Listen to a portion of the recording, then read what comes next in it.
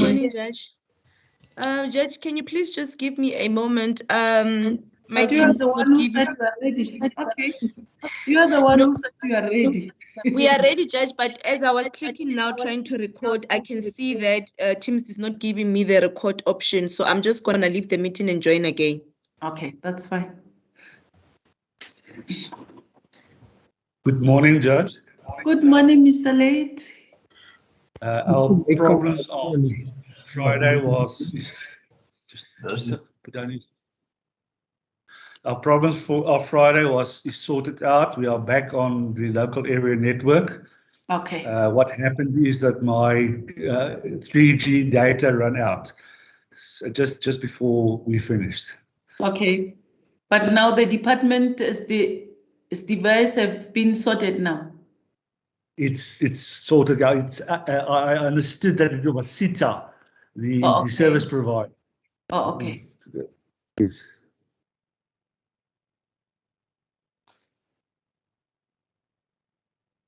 Good morning, Dr. Libete.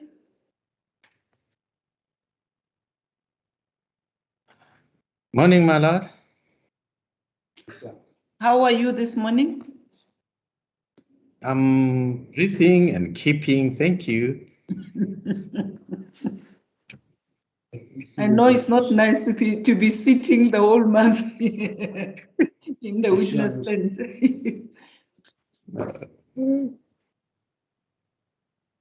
Are you ready, Irene? Where are you? I can't see you.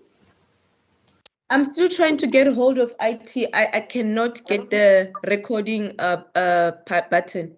So we're not yet, yeah, I can see we're not on record.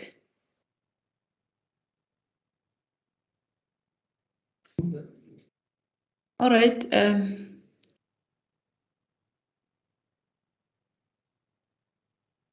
Will you notify me when you are ready?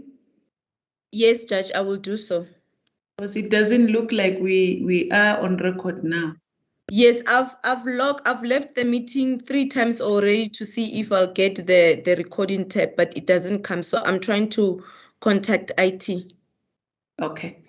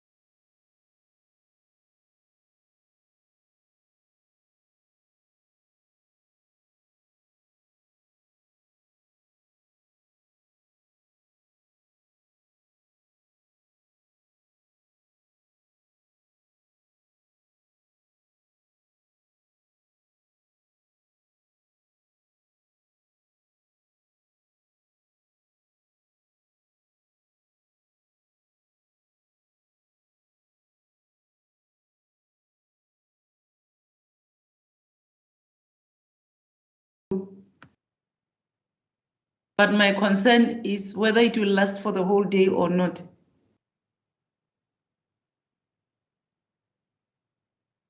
Irene? Judge, no, I think it will last, but I'll just have to not stop it when we adjourn. Okay, but in the meantime, you can also check Tsepo to Yes, assist. Tsepo. His phone was on voicemail, but I'll keep trying to get hold of him. Can I call the matter onto record, Judge? Yes.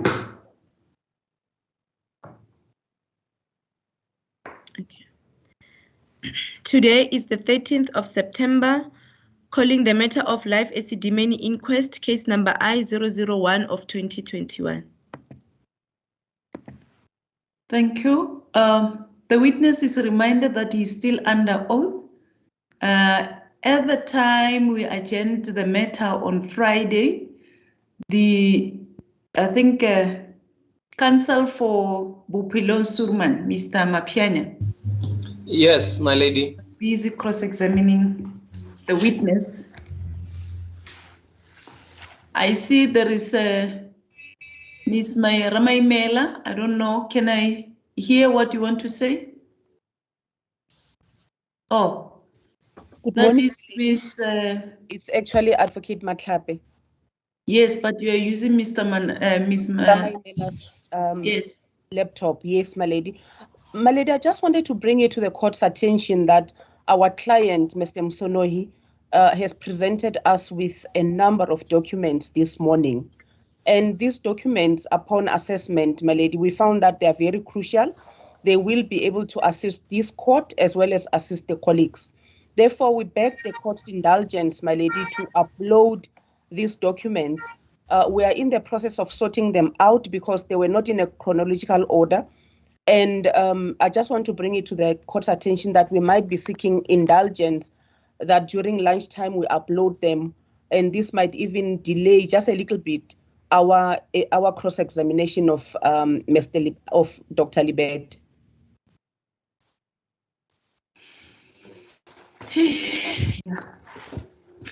There's nothing that I can do. Okay. As it please the court, my lady.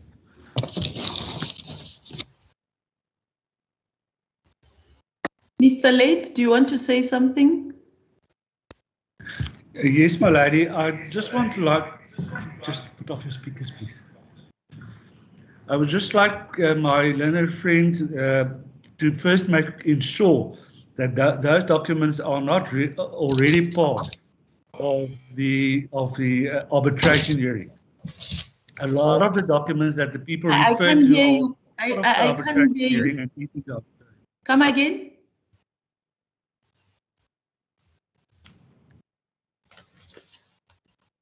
I'm sorry, my lady, my speaker was switched off.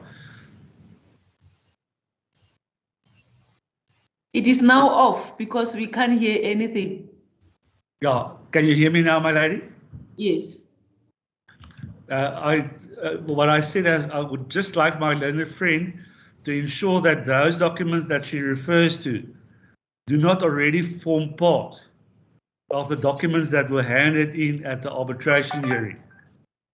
Is it not possible? Is it not possible, Mr. Late, before the documents are loaded? Is it not possible if they can send them to you so that you can check if Ms. Matapi? I would do so, my lady. I think that is. I think that's the best way to. That is something that can be done maybe during the lunch break. That's correct, my lady. Yes, please do so because we don't want to be clouding the record with a lot of documents. Let us just avoid a duplication of certain documents. As it please the court, my lady. Okay, thank you very much. There is another hand there. I don't know whose hand is that. Two. As a court, please, my lady. Advocate yes, Mr. Chabangu. My lady, I just want to note that I will also be cross-examining after my learned colleague, Makani. You are having a problem. I think there's an echo in your background. Okay. All right. Thank you very much. We have noted that. My lady, you are muted. I'm not. Am I muted? No. Can you hear me? We can hear you, my lady. Can you hear me, Mr. Shabangu? Yes, my lady, I can hear you now loud and clear. Okay, it's fine. You have been noted. As the court, please, my lady. Yes, and then who's next? There's I saw two hands. Who I can't see who that person is. Please just address the court. Unless if someone didn't put his or her hand down. Yes, I'm going to request Mr. Makani, Mr. Mapianya, not Makani. Yes, my lady. Yes, you can continue. Praise the court, my lady. Continue once more. The witness is reminded that he's still under oath. My lady? Yes. Sorry, if I may just interrupt my learned friend, Mr. Mapanya, for a moment. I want to suggest to my learned friend who has placed on record that she's got further documents and suggest that maybe those documents should be emailed to Mr. Late as we speak now and myself so that he goes through them. They might reveal things that Mr. Late would want to further lead the witness on. And possibly maybe other colleagues who have already re-examined might to re-examine. That is what I understood from her submission to her address to the court. And further that, isn't it the fact that you can't upload documents before they are being checked? So I think that my understanding is that she will first email them. Okay. I don't know. You also want her to email them to you, but if they're with Mr. Late, Mr. Late can further email them to yourself. I was suggesting that even before they are uploaded, maybe they must be sent to Mr. Late and I, so that if there's any dispute to the use concerning the usage and the uploading of them, that could be clarified before the documents are uploaded. You will sort those documents. Let us proceed now. I hope she's listening. As the court pleases. All right, thank you very much. I am listening, my lady, and I will do so. Okay, thank you. I see someone didn't put his or her hand down. Can you please, if you are not going to address the court, just put your hand down so that we can proceed, because this can be very distracting. Thank you very much. Mr. Mapianya? Yes, please, the court, my lady. Dr. Libete. Good morning, Dr. Libete. Morning, advocate. How are you, sir? I'm okay, yourself? No complaints. I would like to remind you of where we last left off on Friday. Do you recall? Yes, I think I remember that. Please assist him. Yes, I had requested you to give a summary, executive summary of your duties. Then it came to our attention that you had already stated those as the acting DDG for services, however, not as the CEO for FPS. Okay. Kindly, if you can state those duties, Doctor. Okay. Thank you, my lady. Forensic pathology services came into the Department of Health around about 2006. They were usually under SAPS. And the point of contention there was the probable conflict of interest, whereby they collect the evidence and utilize it. So the duties of the CEO of forensic pathology or forensic medical services is to oversee that section. But more importantly, the rule says if the scene of crime is a human being, then the collection of evidence there must be done by a person who's registered with the Health Professional Council. And hence the evidences are collected by forensic pathologists, nurses, and doctors. So basically what we do there, my duties was to administer them and sort of manage them in doing their work. But over and above, forensic pathology in Gauteng is run by 3 universities, forensic pathology universities. That's VETS, that's Sefako Mahatu, and that's Dakis. Now, from the operational point of view, the heads of those departments and professors answers to the CEO of forensic pathology. On the clinical forensic at the same time, in fact, for both, the CEO has a responsibility to ensure the integrity of evidence, both from the living, which comes from the clinical forensic pathology, and the deceased, which comes from the pathology part. And over and above that, I was the inspector of anatomy. The inspector of anatomy, and it was a misnomer because that position is supposed to be standing independently, because even there was a conflict of interest. But the inspector of anatomy runs the tissues, and this job is done on the for the DG of health at national level. So at provincial level, it's overseen by the inspector of anatomy. Now, the inspector of anatomy manages the tissue and related substances. What it means is that if persons passed on at the hospital who end up being, their bodies end up being utilized for study or research purposes, the inspector of anatomy is supposed to be overseeing that, so that following it from where it passed on, where it went, until it moves out of where it was utilized and buried or incinerated somewhere. So those records needs to be kept. But over and above, there was a responsibility to work with the external.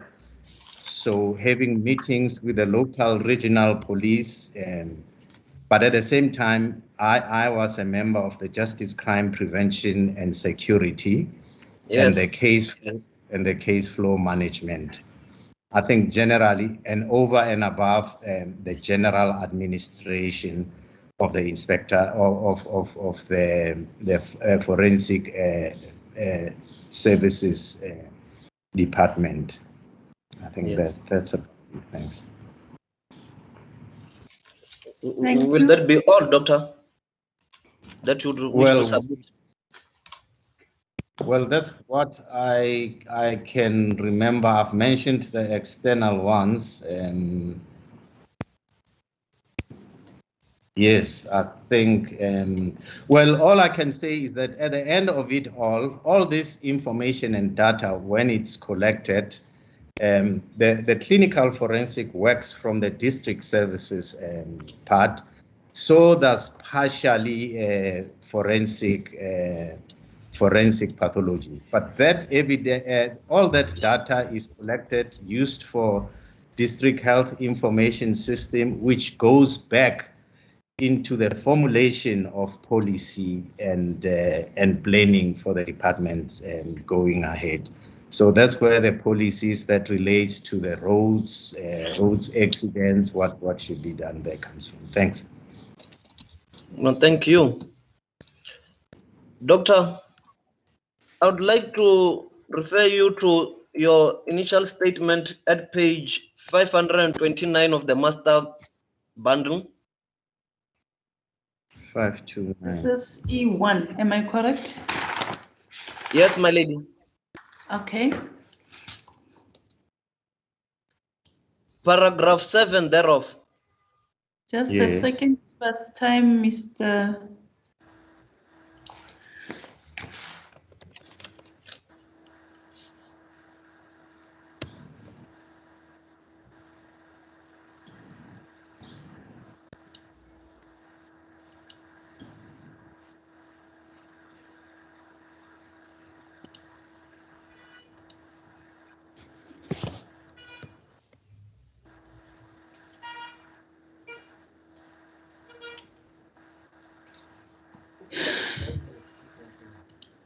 Are you on the page, Dr. Libet?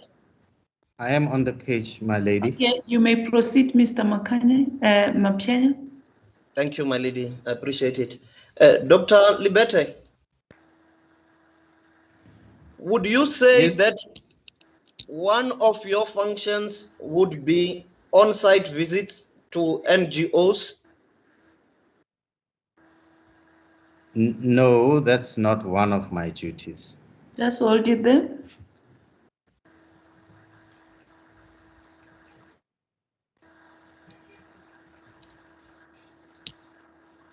Continue. Thank you. If I may read this paragraph to you, Doctor.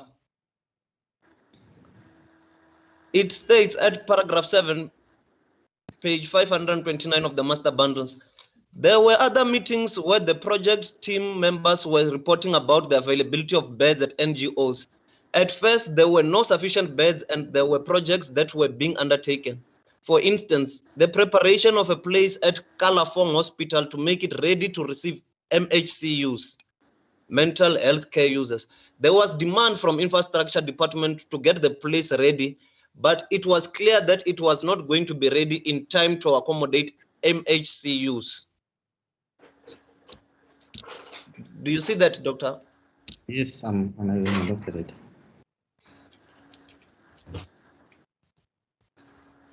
So you were at the site there? No, these were reports. It's reports to the bigger committee that I used to be in and out of it, which included the senior management and the HOD and the MEC. So okay. these were report back, the general bigger report back meetings. They were not operational. Yes. Thank you very much, Doctor. You say these were general reports.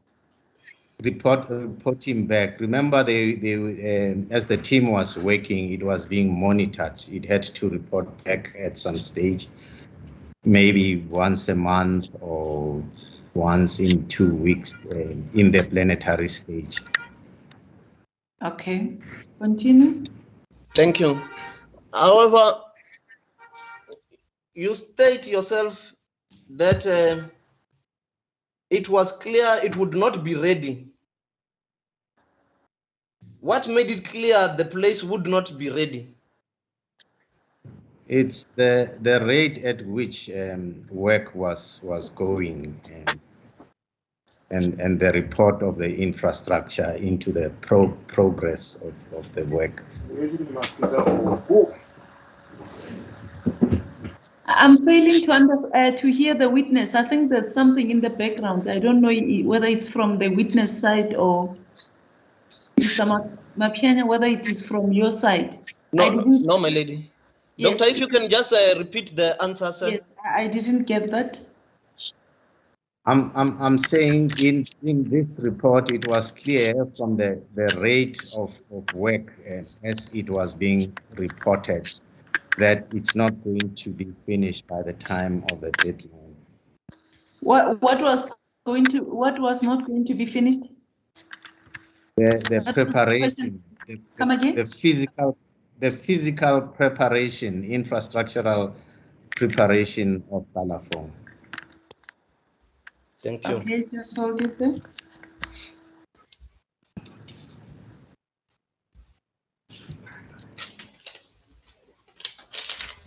Continue, Mr. Mapianya. Thank you, my lady. Thank you, Doctor. Doctor, I would further like to direct you to paragraph 8 of your same statement, which is at paragraph page 529 of the master bundle. Yes. If I can first read the paragraph for you. There were other meetings whereby psychiatrists were called to discuss the way forward. The general attitude of the psychiatrists was that the discharge of mental health care patients from life Esidimeni would be done systematically in a way that was originally suggested and not be moved in big groups at the same time.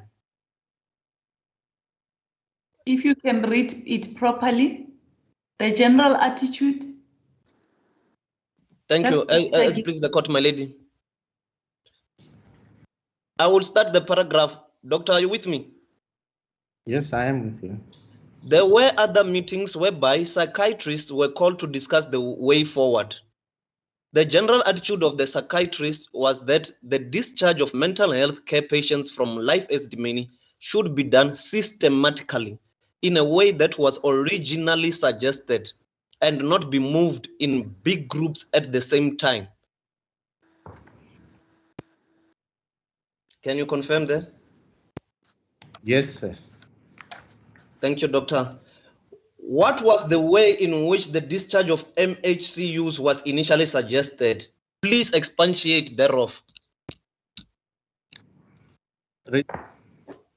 Thanks, my lady. And remember, as I said earlier on, the decision to discharge emanated from the National Department of Health Policy Framework, from which the Gauteng Department of Health Strategy and Policy was done. That is the 2014 to 2020.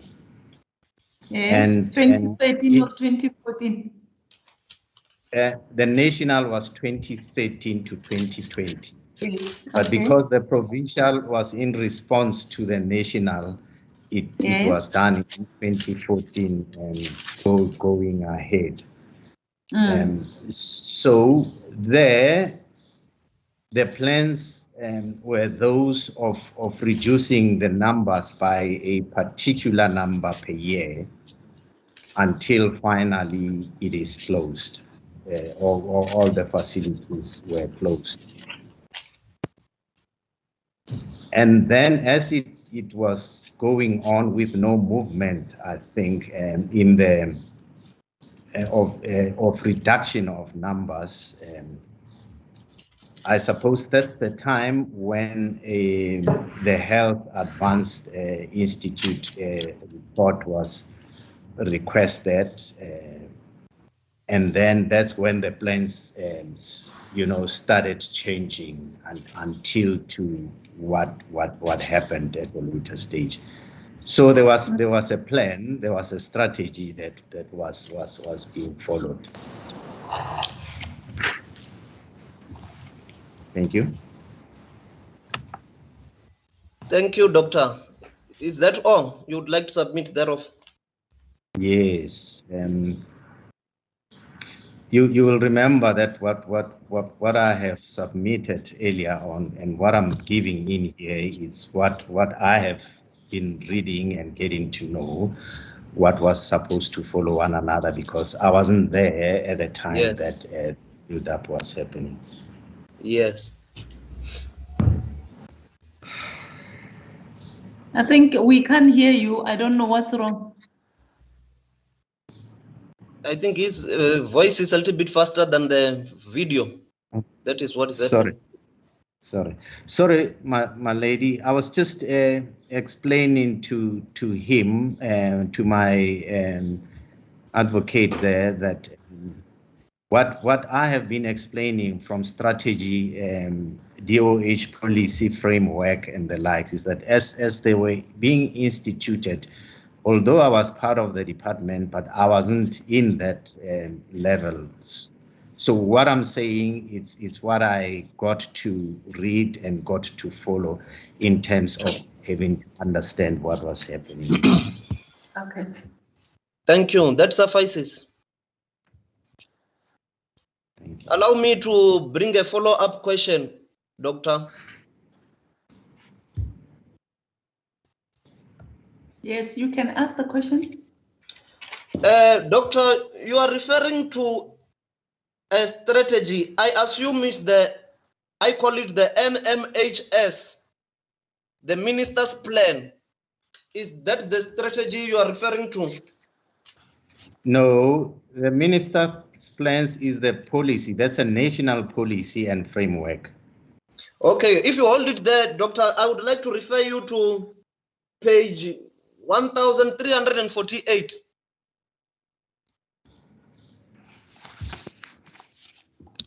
Page 1348. Let me also turn there also, since I've got so many windows open here. 1348. Yes. 1348. Thank you. It starts at page 70. There we see that you are part of the project team members. Table 3. What is this, if you can tell the witness? Yeah, basically is what I wanted. I first wanted him to confirm that he sees his name. This, my lady, is the NMHS I am talking about. Okay, yes, I see it. I just wanted you to introduce the witness to it before you ask him questions. Oh, okay, my lady. Dr. Livete. Yes, sir.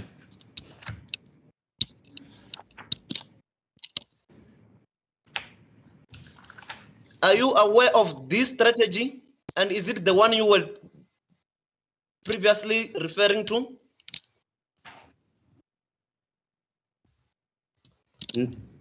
We are in page 70 of 146. Yes. That's the page you gave me. Yes, it's a case line 1348. 1348. Yes.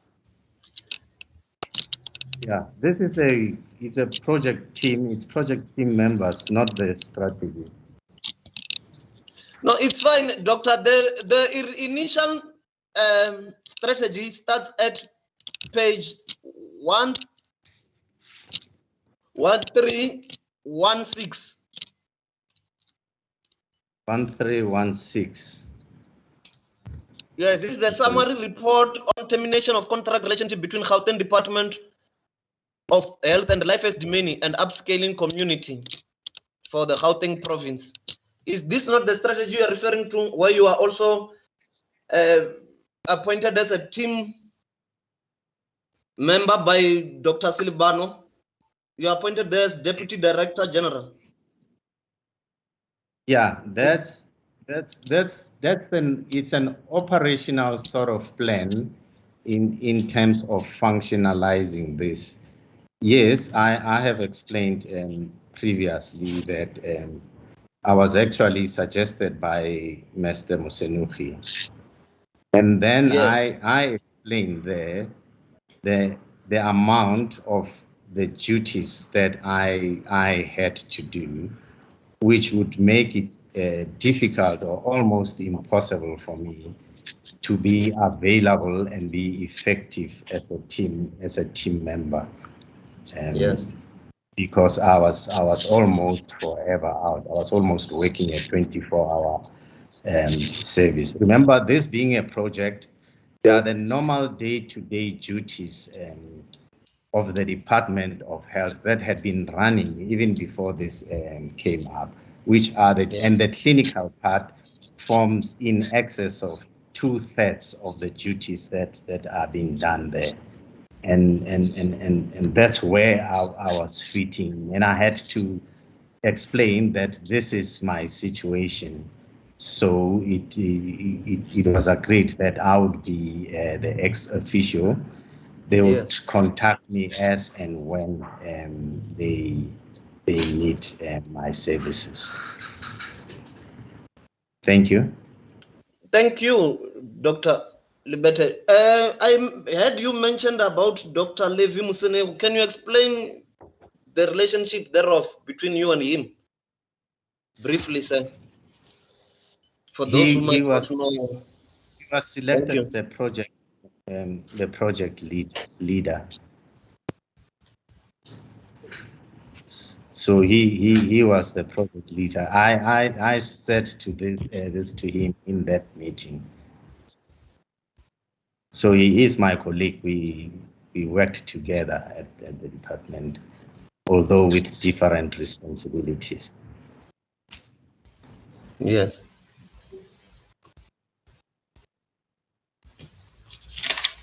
That's good.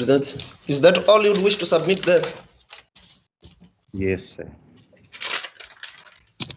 Thank you, Doctor. We'll just move on now.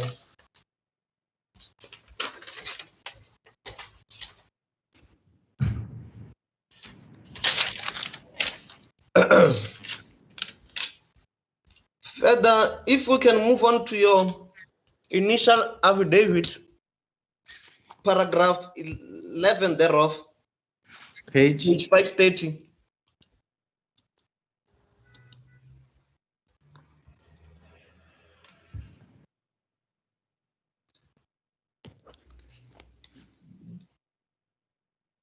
Therein you state that. Can you give the witness the chance to look at the paragraph? Yes, my lady. Pardon me, my lady. I myself to be too fast.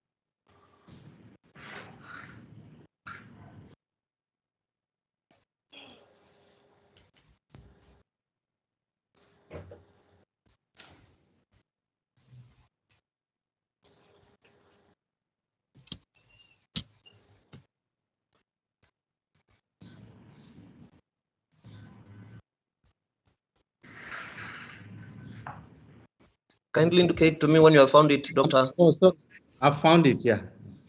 Oh, you Sorry. have? No, it's fine. We were just awaiting you. Thank you. You didn't know.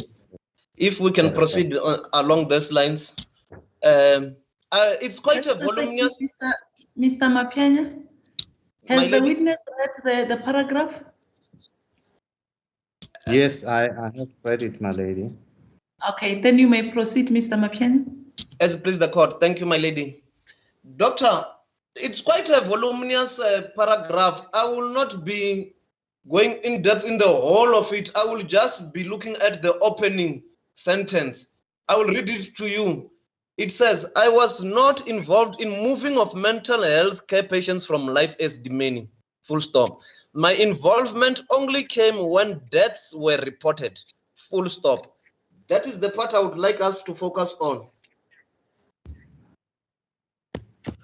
Yes. Yes, Doctor.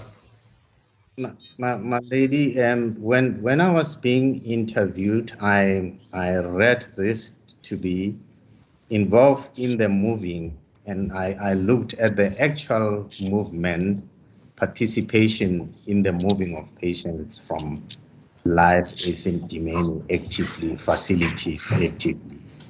And in as far as that is concerned, yes, it's true, I wasn't. Now, the question of when the deaths were reported and we were called by the MEC, yes, that's the part that I started becoming actively involved, as you may have read, including in terms of having to having to take the original files from the department that the ombudsman needed, and a multiplicity of issues that related to that. The question of the postmortems, the visiting of some of the mental health families in that relation, and then the visiting of some of NGO and the moving of the. Can we wait for the question? He has not yet asked you any question, and I think you are just repeating the evidence that is already on record. Mr. Mapianya, if you can just ask questions. Thank you, my lady.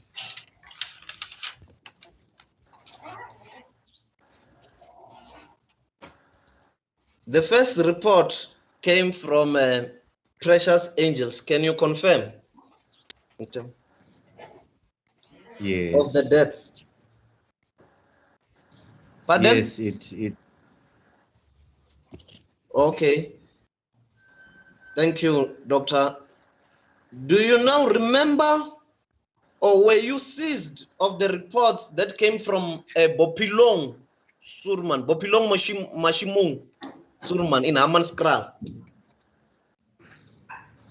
No, that one I never got to get hold of it. Thank you.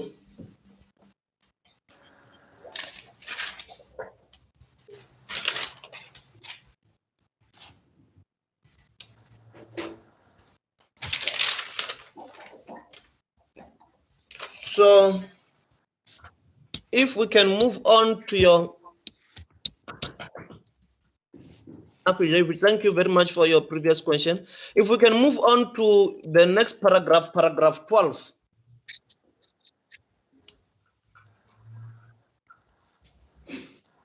Are you with me, Doctor? Yes. I heard you mentioned about on-site visits, and I think in your previous answer, this would be very much relevant to this paragraph.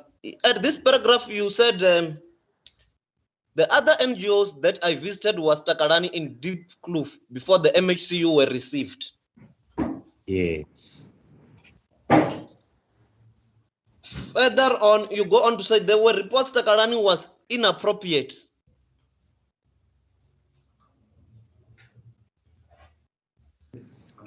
Yes. However, further down, you say you found the facility appropriate and suitable. Yes.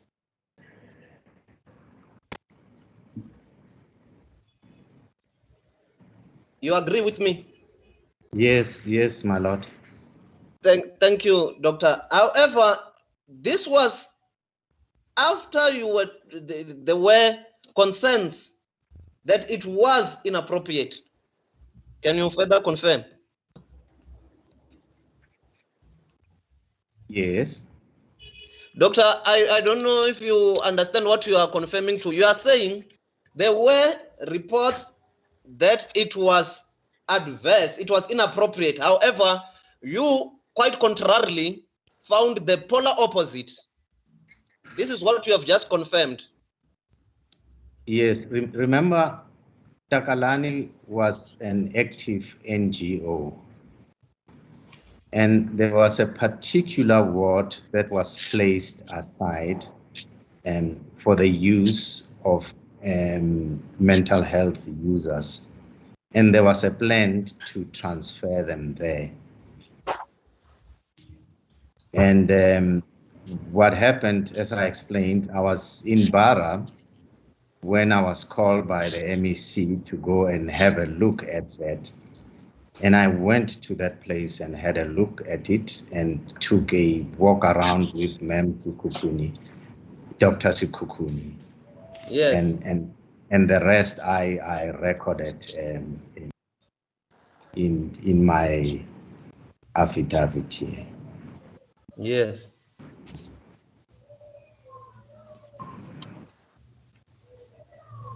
Thank you. Is that all you would wish to submit in that regard? Yes. Thank you very much, Doctor. Now, Doctor, I would like to refer your attention kindly, so with all due respect, to page 25 to 27 of the master bundle. This is in the initial, the first part there. Page 25. Yes, my lady. To 27.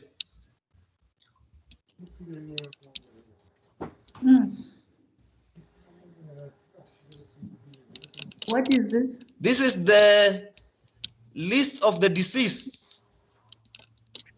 It's item number 002. Yes, I'm looking at the list. Yes, yes, doctor. Now, if we can look at the list,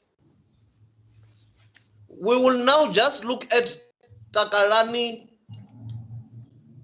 patients, the people who are from the NGO of Takalani. If we can look at the list, it will start at number 77. Can you see that?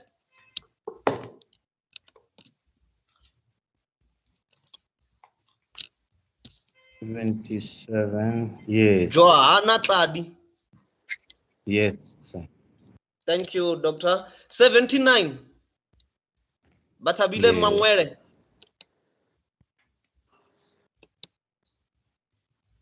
Yes, sir. 88. Sanam Piti. Yes. 90. Mermona Dubri. Yes, sir. 91. Kathila Kundua. Yes, sir. 92. Rahab Mangena. Yes. 95. Josephine Masuku. Yes, sir. 96. Deborah Petla.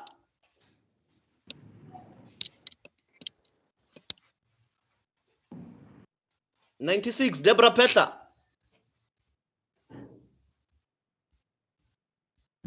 Yes. 108. Sanet Fisa.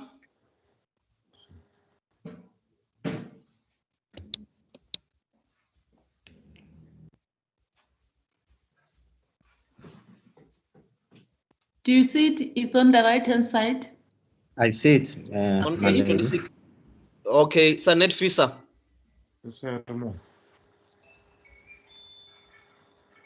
Thank you. 120. Maria M. Maritele.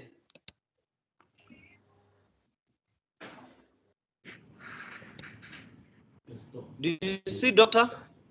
Yes. Let's go over to the next page now, page 27. 136, 137, 138, and lastly 139. Yes. Did you see all those deceased? Yes, I have seen them. They number approximately plus minus 15. Yes. What do you make of this after your recommendation of suitability and appropriate?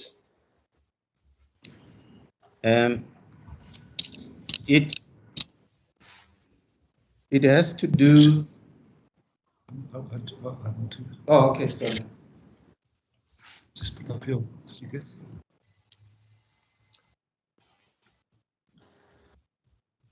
Please, doctor, take your time. You're like, just put off your, switch off the speaker. Just check what is happening.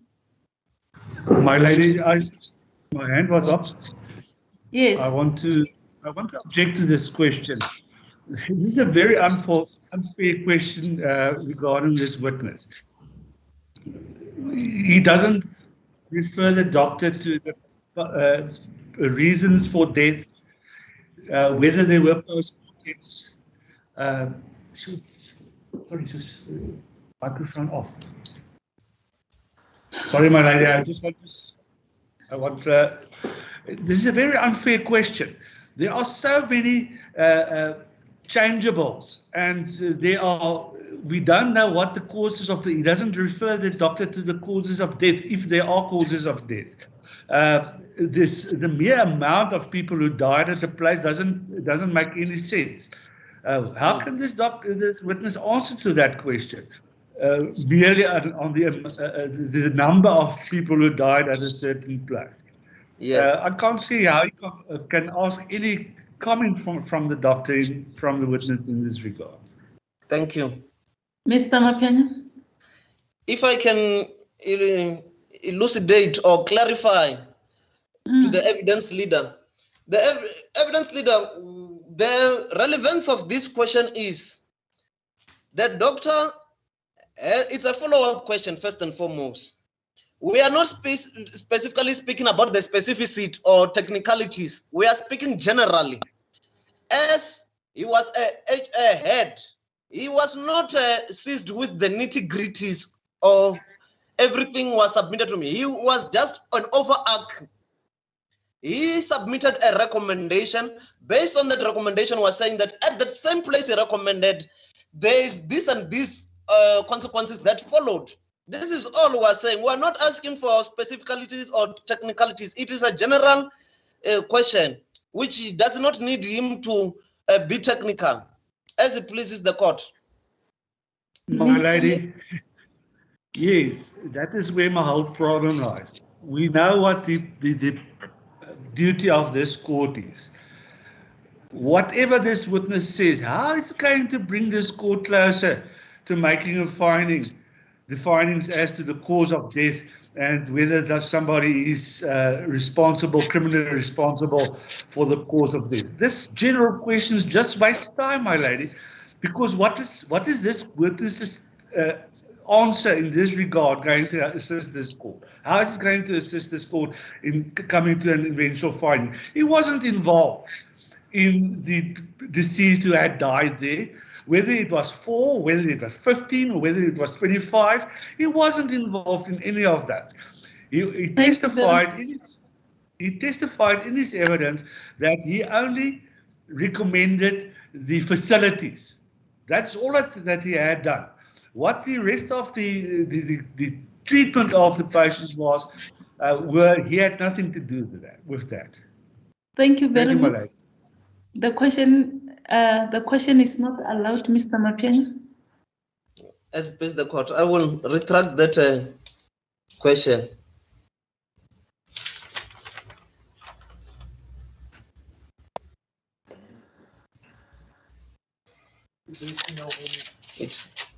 I would have to change my strategy a little bit, however, it's fine.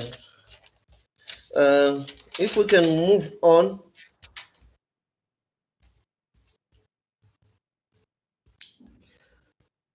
I would like to refer you, Doctor, to page 5153.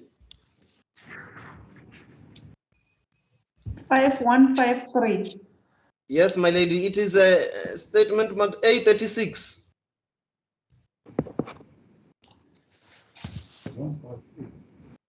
Yes, 5153. Paragraph 3 thereof.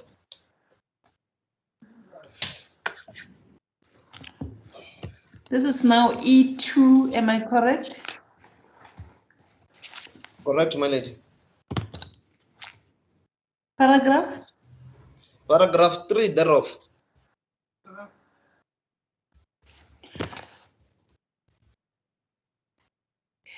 Yes, continue.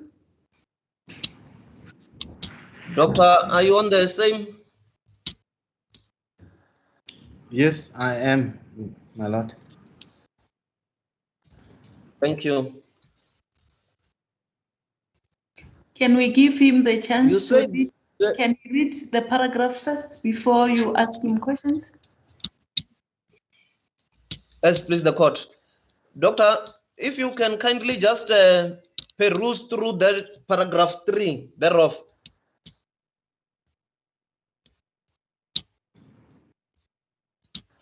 Pardon.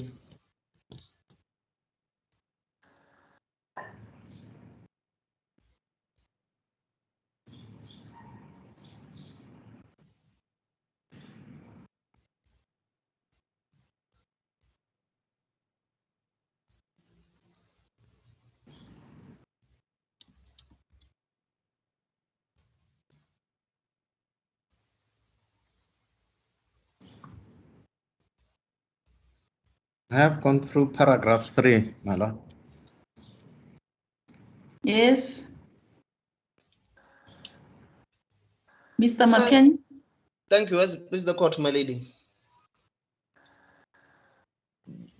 Doctor, there you say I requested that the passings, I'm sure you meant the passings be reported to police so that they can be transferred to FPS for autopsies. Where you say I had requested, I think it's the second, at the paragraph 3, life as demanding. After life as demanding, you said I requested that this be reported to the police. Can you see it? Yes. Thank you, doctor. Had you not requested, where would the bodies go?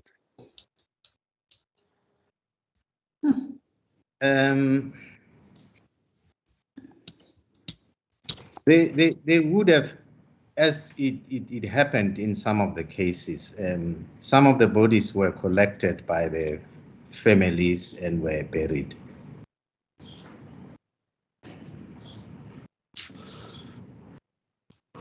Thank you, doctor. Then what was the significance of this, your request?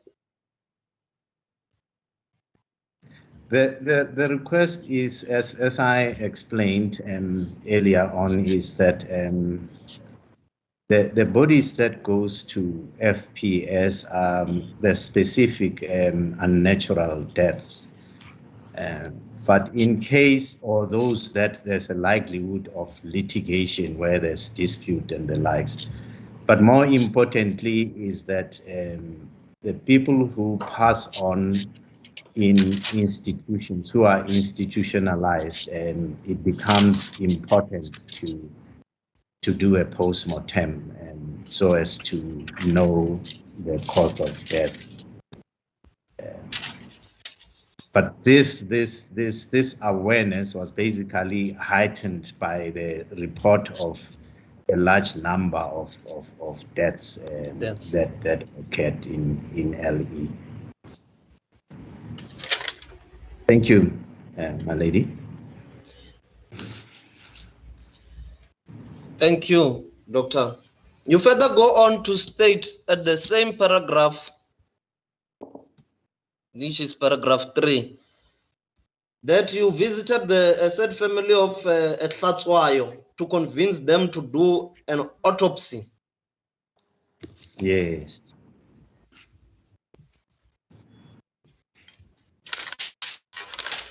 Would I be correct to say that the points you stated in the 4th paragraph, you stated 3 points? Are those the reasons why that you convinced the family of Tlatswayo why you needed to do an autopsy? In paragraph 3.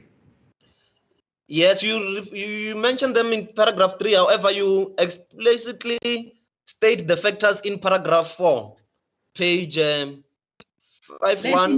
Let the witness first look at paragraph 4. Yes, please, the court, my lady.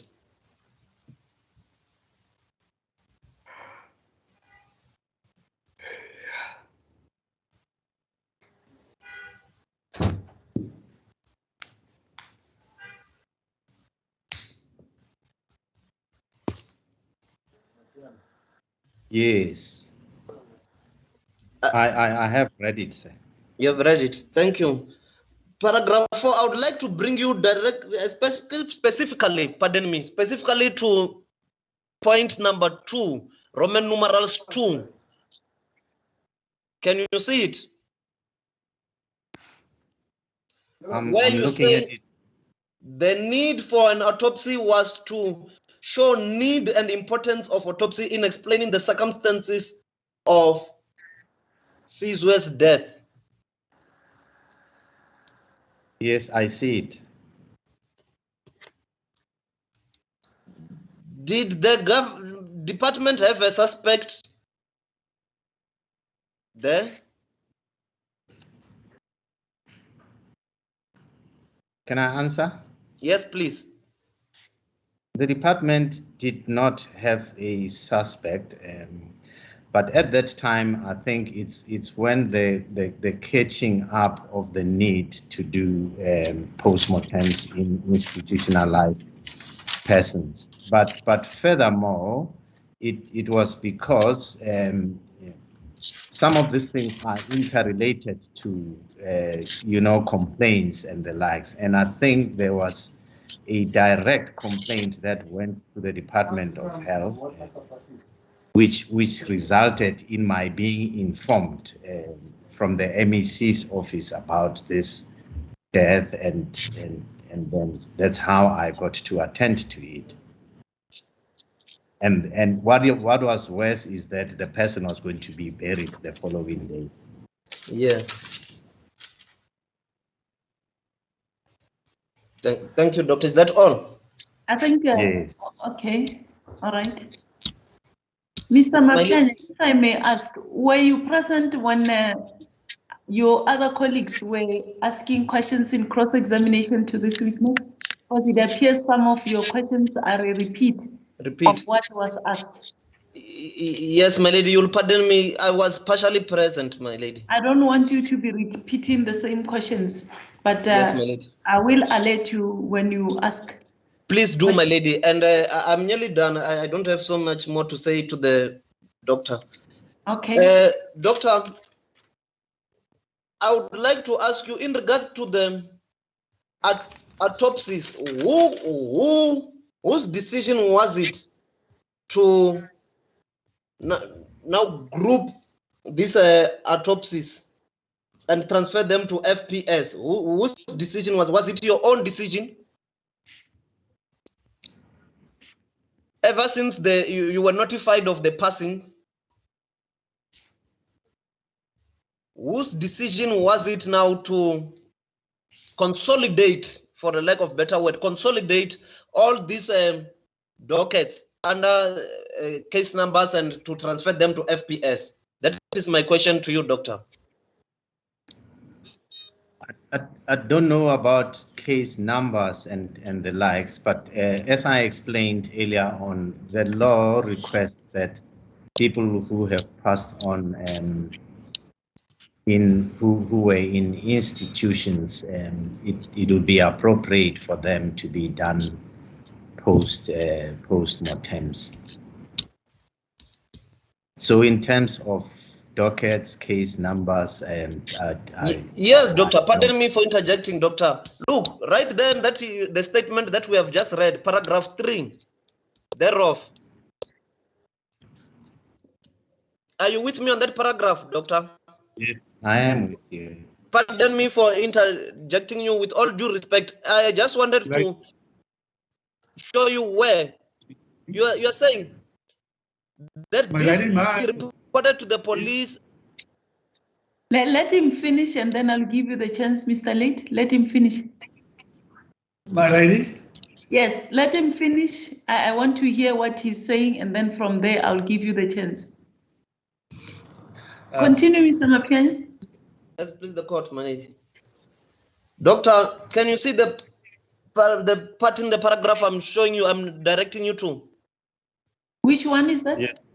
Where it says, I requested that this be reported to the police and that case dockets be opened so that these bodies can be transferred to FPS for autopsies.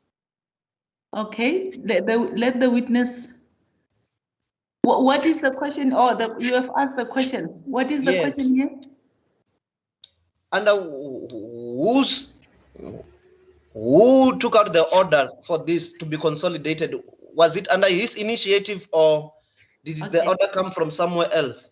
All right, Mr. Late.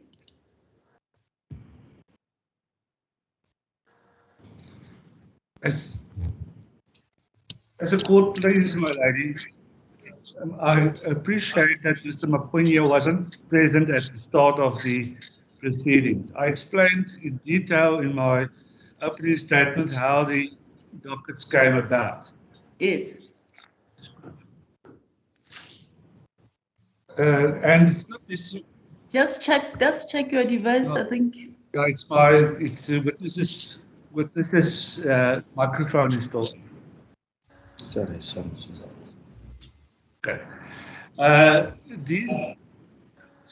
Hold on. Just hold on. Hold on, please.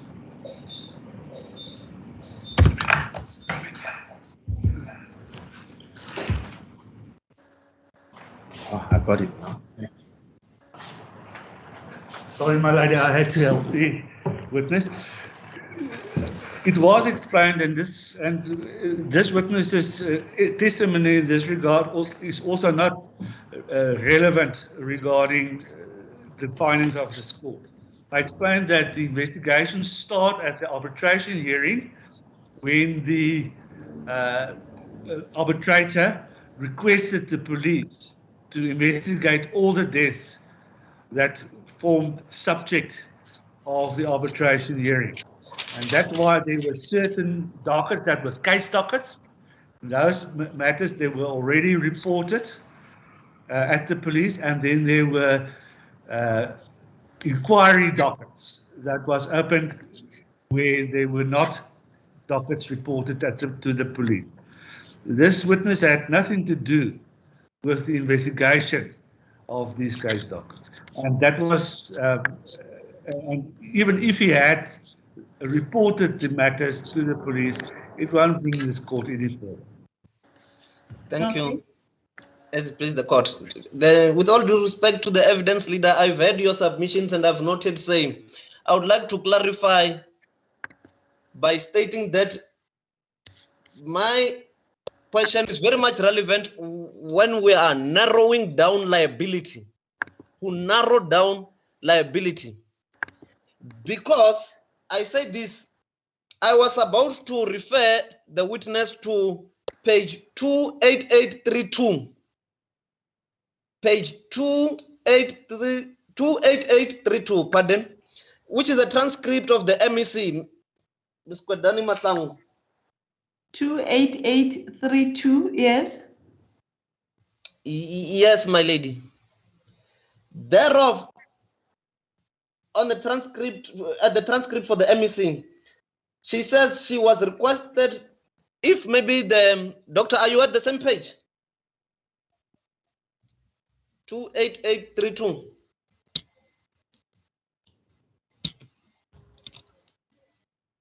Two 8832.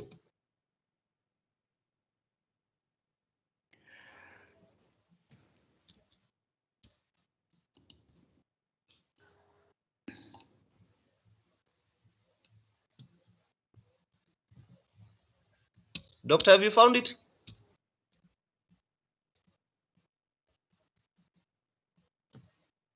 Pardon, Dr. Libete? Just leave him, he will respond. I think he's trying to look at the document. Are you on the page, doctor? 28832.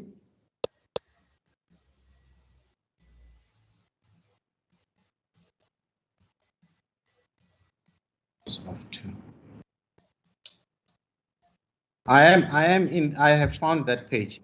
Okay. Yes, Mr. Mapian.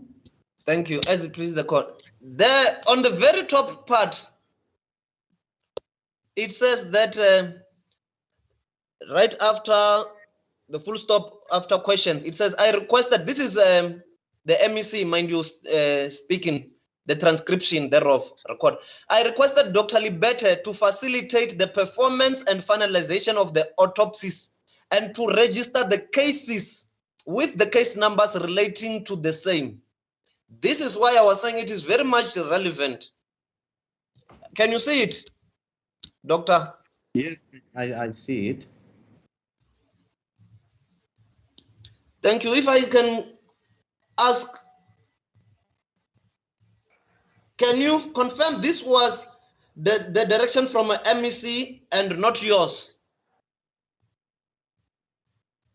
Well, the MEC did mention it, but what should be understood is that in forensic pathology, for any body, any physical body to go into forensic pathology, it needs a case docket that is opened. It can't just go in, you can't just send a body to forensic pathology. So from my perspective, knowing the processes, yes, I said it, and the MEC did say it too, that those bodies must be post-mortems, but that's what was going to happen anyway. Okay. Thank you, Doctor. Doctor, my follow-up question then is, why didn't you state same in your affidavit that this was from the MEC and not as seemingly from yourself? Objection, my lady. That was not necessary for the purposes for which that statement was being prepared by the doctor. Mr. Mapini? My lady, I would like you to rule on that objection. Yes, I want to hear you. What is your response to this? Oh, thank you.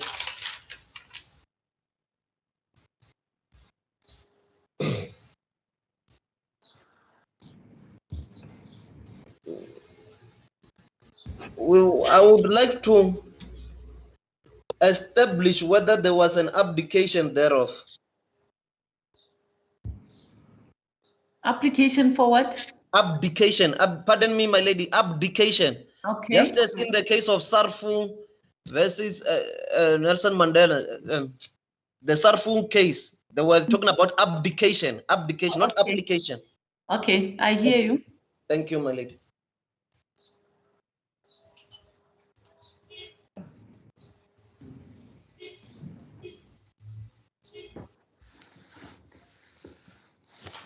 What difference does it make if he didn't mention in the statement that it was the MEC who requested him to do so? Thank you, my lady. It doesn't make such big of a difference as much as it goes to his credibility.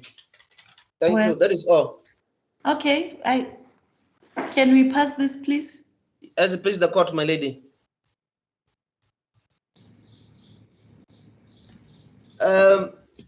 I would like then to turn Doctor to our attention to ILA 2, which is on page 3075.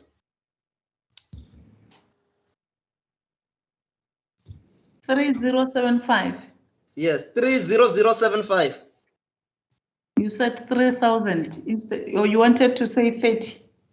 Yes, I wanted to say 330. 30075. 30075. ILA 2. Exhibit ILA 2.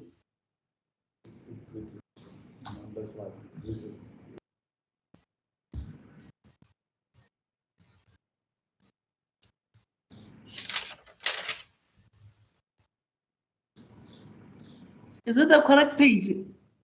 30075. Let me 300. Yes. Is it your last question, Mr. Mapianya? Because I wanted you to finish so that we can take the tea adjournment. Oh, I just have one last question regarding to Ms. Dorothy Skune. So I would say two. This is my second last, my lady. Okay, yeah, just finish your cross-examination and then we'll take the tea adjournment. Doctor, are you on that page? 30075 of the master bundle. 30075. Yes, I am there. Yes, it seems to be, it's a letter, an email letter, which CCs you also.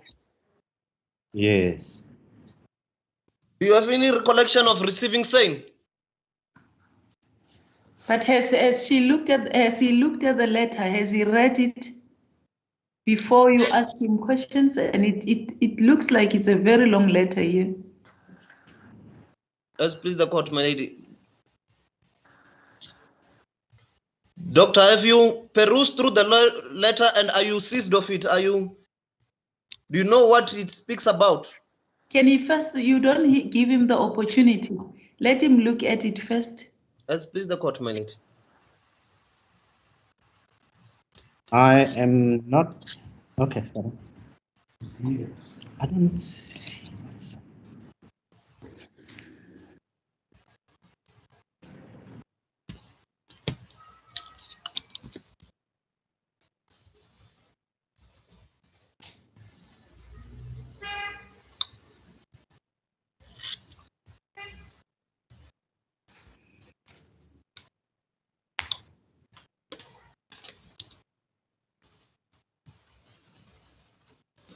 My lady, it's a difficult letter to read. Yes, it doesn't look like I can't also see certain. Yes, it's not so audible. No, it's fine. Then let me abandon that line of questioning. I will base on it. It's fine.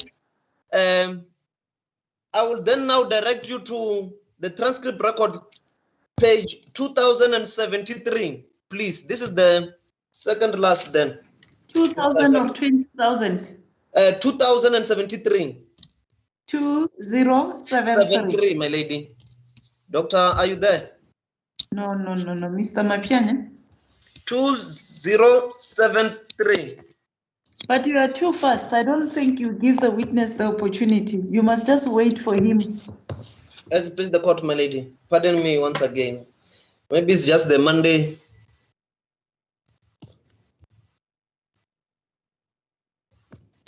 This is the transcript of the arbitration hearing. Let's please the court. Yes, I confirm.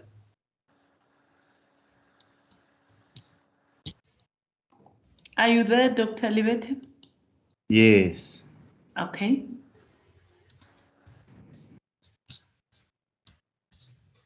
Continue, Mr. Mapiane. Thank you, my lady. Doctor, I would like to put it to you that my learned colleague, Senior Counsel Advocate Adila, asked the Premier that you yourself raised concerns. Can you first direct him to the paragraph? Let him familiarize himself with it before you ask a question, please. Yes, my lady. The numbering thereof is a little bit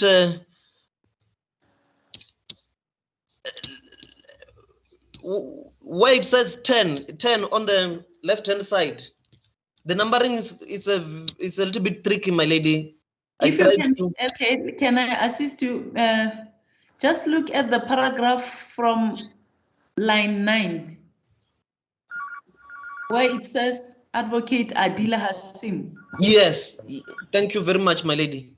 I think that's where you want to refer the witness to. Yes. Okay. Let the witness look at that paragraph. No.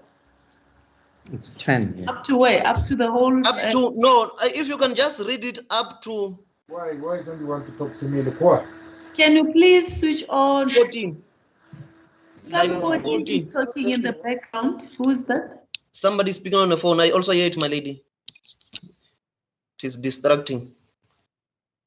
Doctor, can you see it? Yes, I do see it. Up to where? Up to, pardon, let me just look at it again. Up to 14. No, he can just read the whole paragraph. The whole paragraph, yes.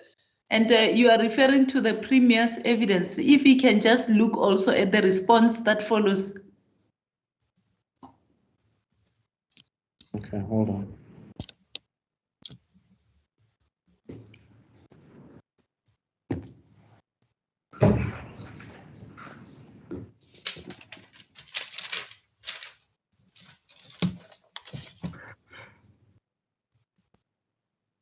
I have seen it, my lady. Okay, what is the question, Mr.? Yes, the question is my very short question. Doctor, what were those concerns?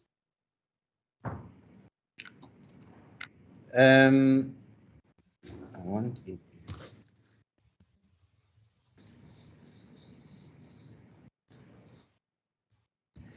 Well, these are the general concerns that were raised, like the ones that were raised by the doctors, and as I said, the concerns that were raised by other stakeholders, like SADC and the likes.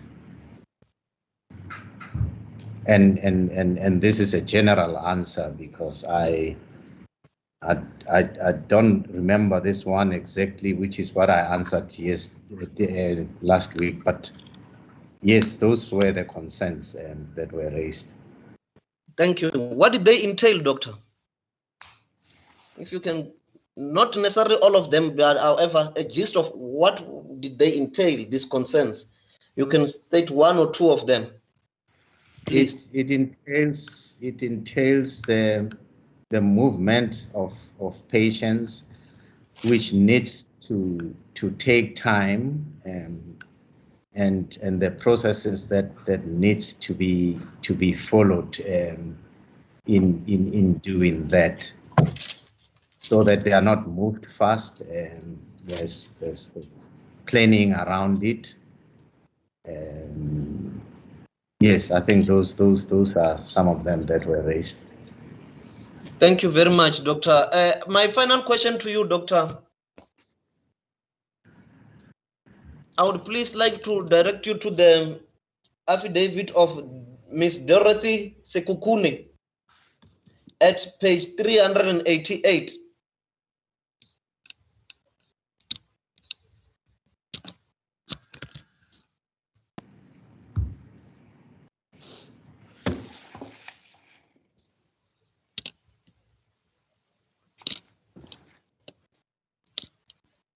It starts at 388. Kindly look at paragraph 11 thereof, Doctor.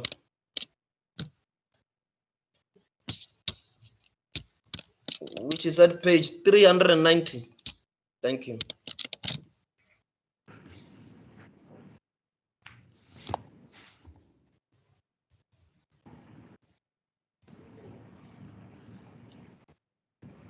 Do you see it, Doctor? Yes, I see it. Have you read it? I'm reading it. Leave him to read it, please. Thank you. Please the court, my lady.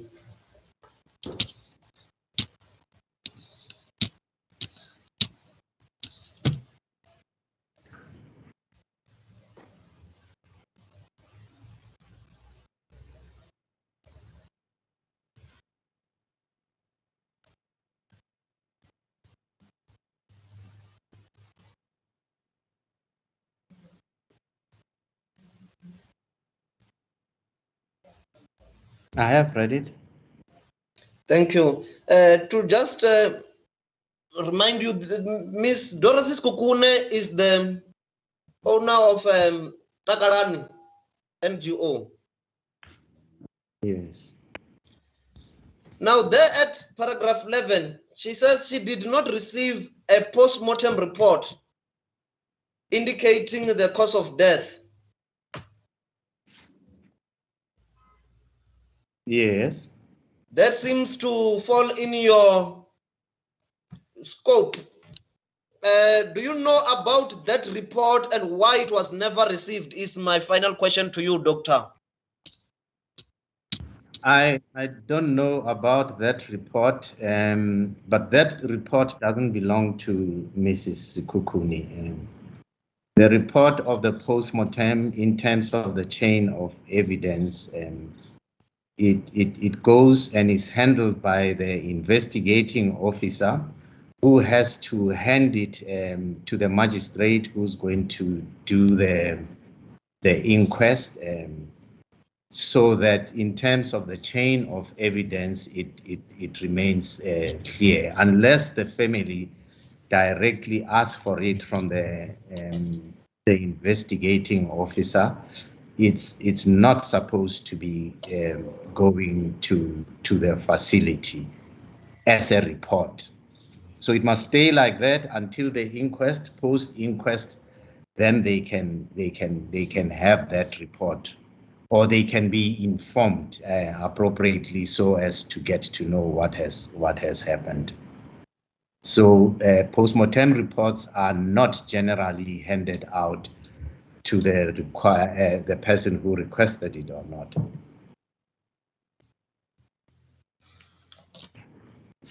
Thank you very much. Since I've indicated that would be my last question, I will not bring any further follow-up questions. That will be all, and thank you very much, Doctor, for answering my questions. Thank you also to the court for giving me the indulgence to do my cross-examination. That will be all, my lady.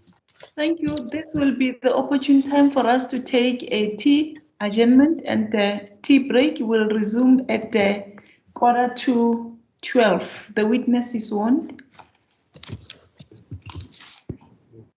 As please the court, my lady.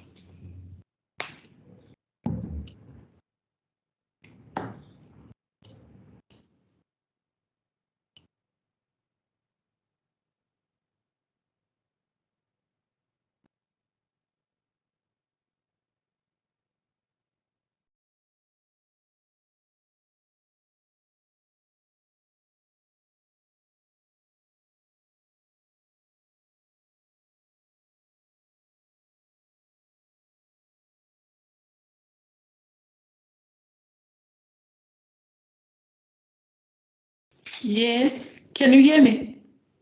Yes, my lady. In order to save time, I wanted to request that the court allows my colleague to cross-examine while we're waiting for Advocate Makani to get his system working. She's junior. They say they were not to listen. One they say they also want to listen to the cross-examination. Yes, that's true. That's true. All right, my lady, wait. My lady, in fact, I, just like Mr. Makani, have problems with your connectivity. Myself? Yes, my lady. Your connectivity is not stable, and your camera is at times is blurry. What is it with me today? Okay, let me try to sort it out.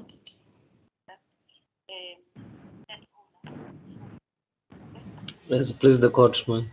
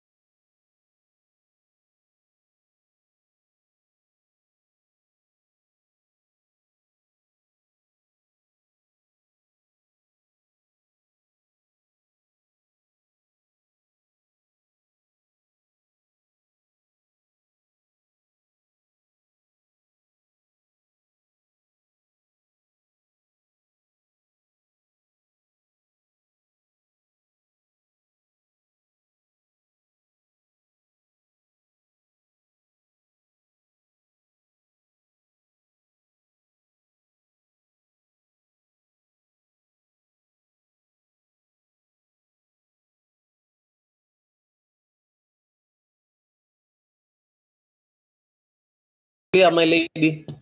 Okay, Mr. Makani, you may proceed. As the copy. Dr. Libeta, yesterday I think it was. Not yesterday. Yesterday it was Sunday. On Friday, rather, my lady. You make mention of the fact that I think it was during cross-examination by Advocate Foster. Where you said there is a probability that the problem could have been foreseen. What exactly did you mean about that? Can you, my lady, if I could be given the context again, please? Yes, just. I think it was on. Let there be a foundation to your question. I think it was against the rush to say the process was a rush, and then there were problems after at the NGOs. Then you asked a question where you replied and said there could have been a probability that the problem could have been seen. Do you remember that? Yes. Okay. What exactly did you mean by that? I think I moved from a premise of the fact that situations, especially when you deal with patients, are not absolute. There may be changes that occur here and there, and so probabilities are always there when you are dealing with patients. And that's the premise that I moved from. So it was not that, your answer was not to say the officials of the department could have foreseen that the mental health care users would face the problems that they faced when they were transferred from Life Esidimeni to the NGOs and their respective hospitals. Yes, not necessarily, because if you remember, we are looking at it retrospectively. Now, when we look at it retrospectively, we do have benefit of the doubt, but prospectively it has its own challenges. So you can't be absolute. Remember, we have two types here. We've got the mental status, we've got the physical status. So it's a challenging situation, I must say. So would one say that the situation was foreseeable at the time?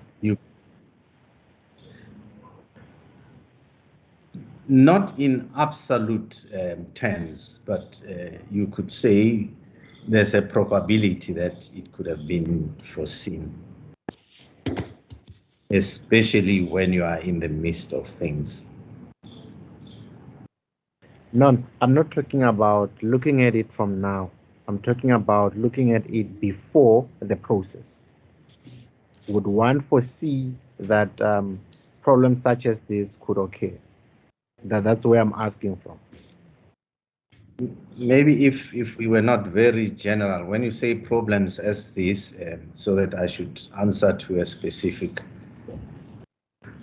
No, I'm talking about but the Mr. Makani, I don't know if you understand from the response by this witness. Your first question, he says to you, if we look at this retrospectively, that is the reason why he gave that answer. That's what he's saying. Now I don't know, you keep on taking back while he says, now as we look at it retrospectively. Yes, yes, just rephrase. I don't know, maybe there's a problem in how your question is formulated. Okay.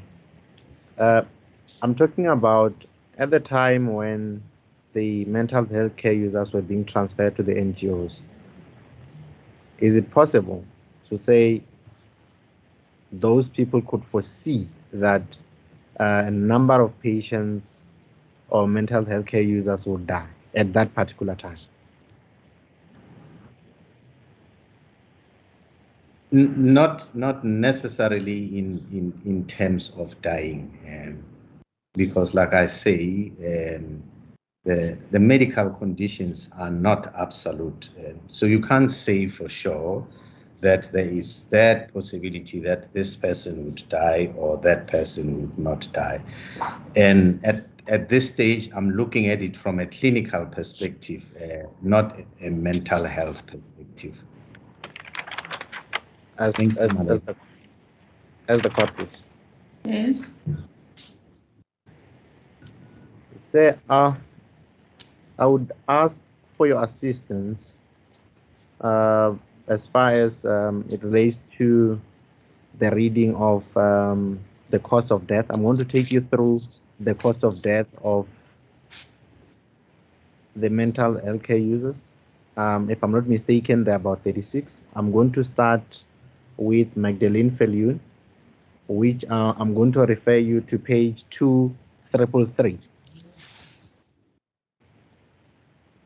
If you can go there, or you'll be assisted to go there.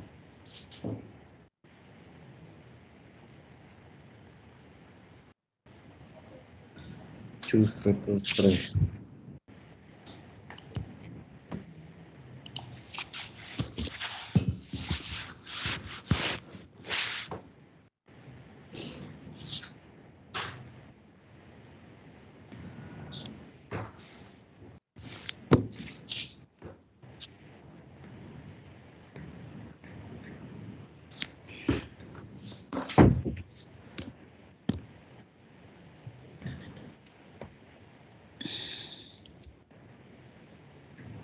Does the witness have the page? I do have page 2333, my lady. Yes. Mr.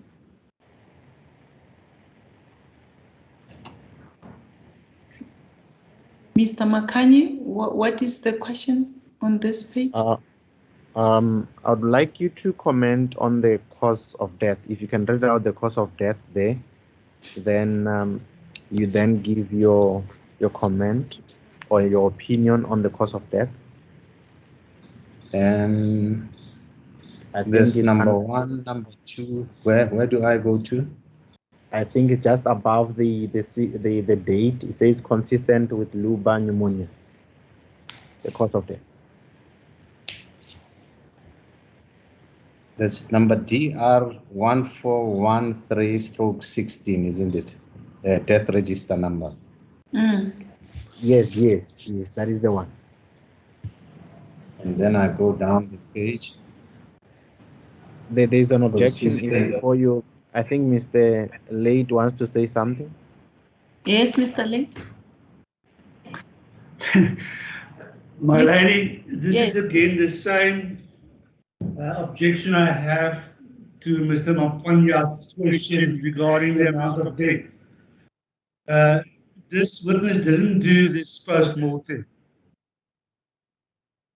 If he wants the witness to make any comments regarding the cause of death, the witness must have the opportunity to study the whole of the post-mortem report, not only the cause of death, to make any comments on his about his opinion regarding the cause of death. He must have know about the circumstances in which the death occurred and everything. He must have everything before him. How can he only comment on one little sentence in the post-mortem report? Really, this is a very unfair question to this witness. Mr. McCann. As the court, please, my lady. My lady would recall, as correctly pointed out by my learned friend, seems to still be talking. Can we... Mr. Late? Are you here, my lady? Yes, we could not hear anything. Pardon me, my lady, I have my hand up. Yes, but before you do that, can he finish his address? Let's please the court, my lady. Mr. McCann, Mr. Late. To speak, your microphone is off. Are you in the same room with the witness? Yes, my lady. Oh, that is. That's why he has to switch off his speakers as well as his microphone when I'm speaking. Okay. My objection, my lady, is how it's a very unfair question to this witness. How can he comment purely on the finding as is visible on the page he was referred to? If he wants to, if my learned friend wants this witness to comment on the cause of death, he must have the opportunity to study the whole of the post-mortem. He must have the opportunity to know the circumstances in which this person was when he died, to comment on the cause of death. He must have knowledge of all the surrounding circumstances before he can comment on the cause of death. He didn't do the post-mortem, my lady. Really, I can't see how he can, this question specifically, can assist this court in finding why this person or who was responsible for this person's death. Where is this taking us? I don't know. Mr. Makani? As the court, please, my lady.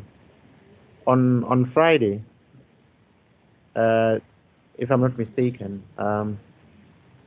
this particular witness gave evidence with regards to the cause of death of Mr. Hlatshwayo. Yes. And Mr. Late, unfortunately, he wants to read the person who's questioning or who's putting questions, the person's mind, which is not possible. Hence, sometimes it's better off that he listens, so that he listens to the question first, then he objects. Because what we are trying to do here when we go through this is solely to elicit information. This witness is a medical doctor. He has worked within pathology. We're not saying he conducted it. We are not challenging whether this is true or not true. This is not us. We're not saying this is true or not true. What we want from him, for example, my lady, is to say, if one is said to be having pneumonia, for example, what causes this? He commented like he did on Friday. We are not going to say what are the circumstances. Mr. Makani, did he comment on his opinion with regard to Hlatshwayo? Your question now, you are asking about his opinion. And with Hlatshwayo, he didn't comment on his opinion. He was looking at the post-mortem, and he was asked as to the cause of death. And remember, there was the name Hlatshwayo was mentioned in his statement, and he clearly explained as to why he had to go and visit the family in order to persuade or convince them to agree to the conducting of a post-mortem after the body was already taken. Am I correct, Dr. Libete? Yes, but this now we're talking about a different name. We do understand. I mean, as the evidence leader is saying, he did not do the post-mortem himself. Even on Caesar, he did not do the post-mortem. Yes, but the reason why some of the questions were allowed in that regard. It was because the name Caesar was mentioned in his statement, and he was trying to explain as to how did it happen that he became involved with the family of Caesar. That is what he was trying to explain. My lady, if I may, would your ladyship not benefit from this witness if this witness is to answer as to the various causes of death, as to what leads to them? Would it be attributed to change of environment? We are not necessarily, this witness is better qualified to assist this court on that aspect. And we are not saying, our point is not necessarily, as we've already said, is not to say this person did not die out of this. That's where, if that was the case, Mr. Late's objection was going to be relevant, with respect. Okay, there is a hand here, if I may, Mr. Late. My lady, with all due respect to my learned friend, he had asked a question. He asked the witness to comment on the cause of death. Now he complains about my objecting prematurely, but he did ask the question. He asked him to comment on the cause of death. And how's this witness going to assist the court as to who was responsible for that person's death? We have a cause of death, lobar pneumonia. But how's this witness' opinion going to assist this court in coming to a conclusion who caused the lobar pneumonia? He cannot comment on that because he was not involved with that. So asking these questions just to ask questions doesn't take this court any further. I would really request for my learned friends to ask relevant questions. As a court, please, my lady. Mr. Makanyi, can we please ask the relevant questions? The witness has testified, and it is clear from his evidence that he was not involved. He did not conduct the post-mortem. Can we pass that? Pardon, before I still have my hand up, my lady. Yes, Mr. Makanyi. It's Advocate Mapianya. Mr. Mapianya, why am I confusing your two surnames, Mapianya and Makanyi? They're very similar, Makano Mapianya. If I may just clarify something for the evidence leader, our objections, with all due respects, were not the same. Mr. Makani speaks of a cause of death, the post-mortem, and the witness's knowledge thereof. I was talking of the death at Takarani Center and the witness's recommendation to send people there. Thank you, Mr. Mapianya. I just wanted to offer clarification there. Yes, please, the court, my lady. Thank you. Can we proceed? Mr. Makanyi. My lady, I'll try to rephrase because our line of questioning was along this line. Mr. Dr. Liberte, what is lumbar pneumonia?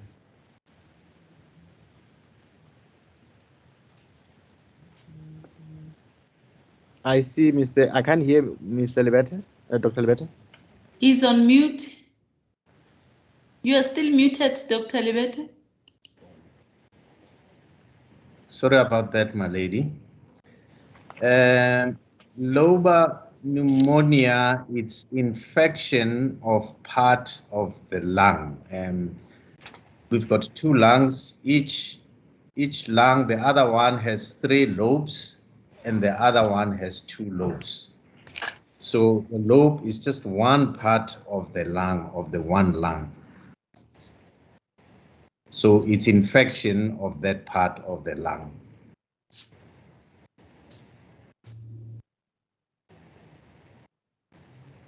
Thank you. Maybe let me say a branch of the lung. Yeah, maybe that's. That is lobar is the branch of the lung.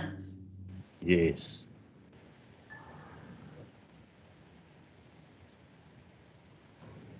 Continue.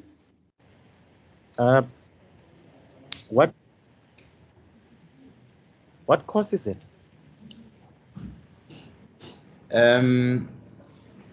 It's infections usually are bacterial, and they may be viral, but most of the time infections are bacterial. Is it something that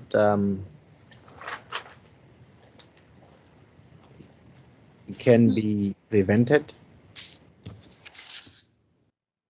Well, we are preventing COVID by washing hands, closing our mouths, and keeping the distance now. But it's because it's a pandemic now. But on daily basis, just good hygiene and the likes. But most of these bacteria they do float in the air and all that. So, it's like I said. Can they be prevented? That is his question. He wants to know whether this can be prevented. Yes or no? Not in absolute terms. Okay.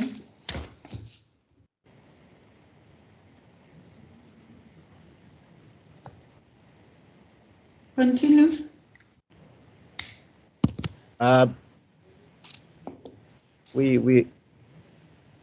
Is it something that can kill a person or can cause a death?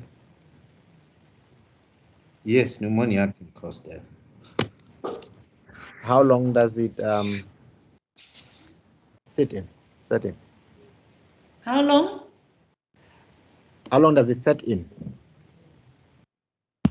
How long does it manifest in the human body? Well, it depends on the incubation period of that particular bacteria. It may be 3 days, it may be 7 days, it may be 14 days, it may be 21 days, it may be in excess in case of TB before it manifests. So there's an array. It depends on what that infection is. Okay. Thank you. Thank you for that. Then bronchopneumonia, what is it?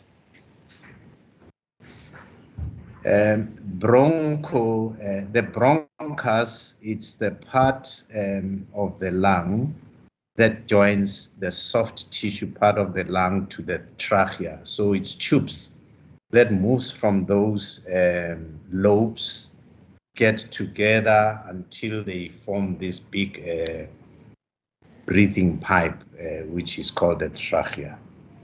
So lobar pneumonia is infection that happens within the tubes of the lung.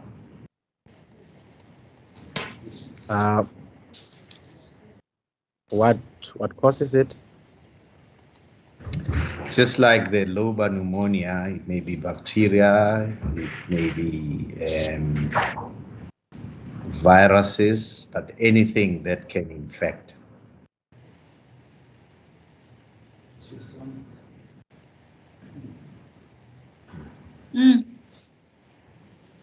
My lady, I see the witness looking the other way and nodding. I don't know what is happening. My lady, I'm looking at the witness myself. as I see it, switch off the speaker. We sit in the same room. Switch off the microphone. We sit in the same room. Just your microphone, please. Oh, sorry. We sit in the same room, and his speaker is very soft. I couldn't hear. I just asked him to turn up the volume of his speaker so that I can hear properly, because I can't switch on my speaker while he's speaking. That's all what happened. That should be done through the court, isn't it? If that is possible. That's cool, please, my lady. Thank you very much. Proceed, Mr. Makani. Elder Court, please, my lady, may I just take something from my senior advocate's bar? Okay.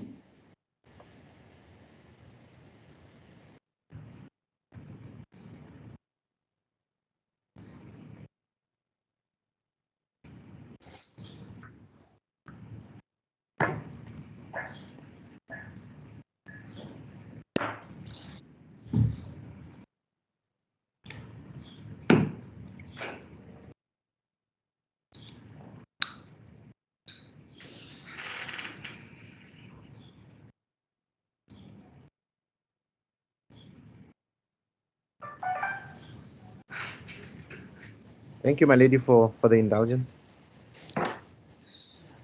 Doctor, the reason why I'm asking you about pneumonia is that I've noticed that some of the patients whom they have postmortems have died out of pneumonia or because of pneumonia. That is the reason why I'm asking about why is it, what is it, how is it caused, and so forth. Do you understand? Yeah. Can malnutrition cause someone's death?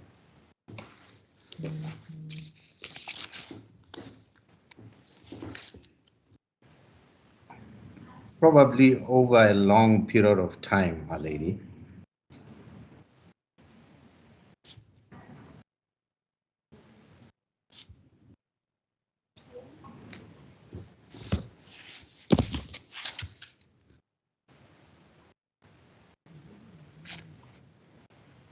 Continue.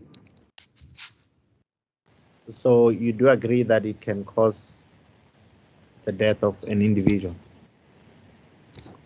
Yes, over a very long period of time. As the court, please.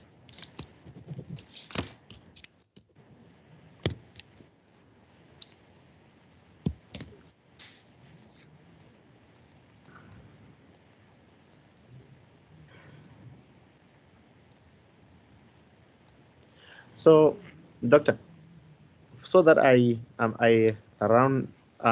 try to round up all the questions, because I wouldn't ask you specifically on each and every cause of death, but I want your opinion, because you know that these mental health care users were moved from Life Esidimeni to NGOs and to various hospitals.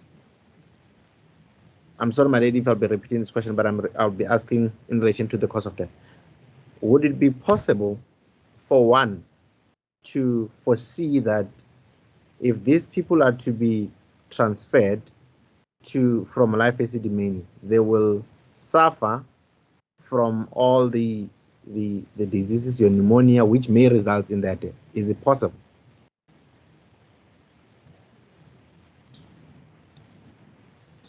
No, my lady. In terms of infections that I've been talking about now, you can't foresee that someone is going to get infected at some stage. But in terms of chronic diseases, maybe.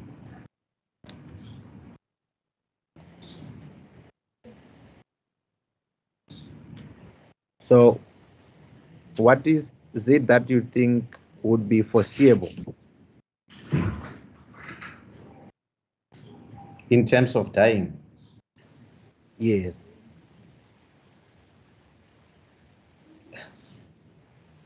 Basically, like I said, medicine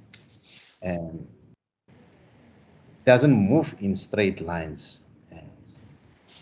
So no one can stand up and say this is likely to happen, this is foreseeable, especially when it involves death. It's a difficult call. As the court, please.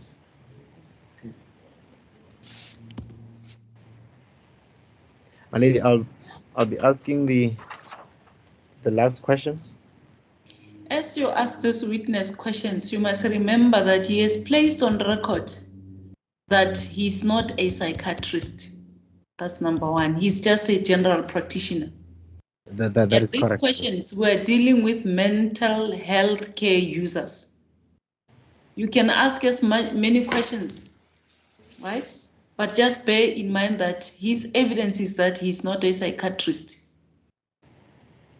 Thank you very much. Continue. As the court, please. Doctor, as a medical doctor,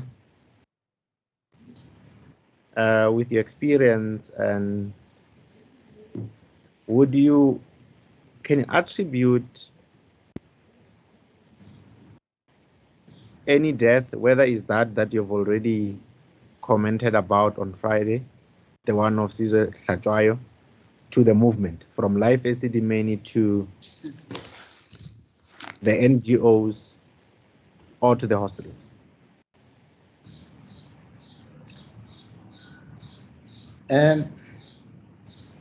Infections do not depend on movement or lack of it.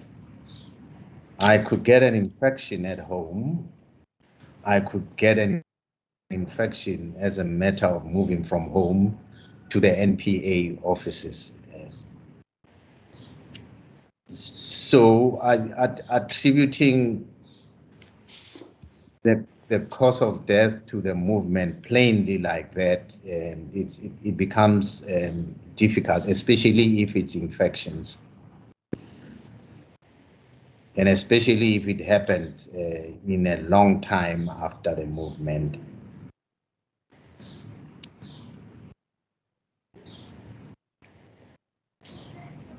As the court, my lady, that concludes the questions on the cause of death. I only have one. I don't know if it will give rise to other questions. There's an issue that was taken up with you by Advocate Foster, where you mentioned that it was mentioned that you listened to the consent. You listened to the consent, but you mentioned that people have to understand that there is a mandate from the Premier and the MEC. Do you remember that? Yes. What info did you say that statement? No, I didn't say it. If you remember my answer yesterday, I did explain that I've never been in a meeting with a Premier that addresses life Esidimeni. So I wouldn't know how that statement came about. So are you saying that the author of the minutes did not reflect what you have said in the meeting? Yes, I think that's what I imply.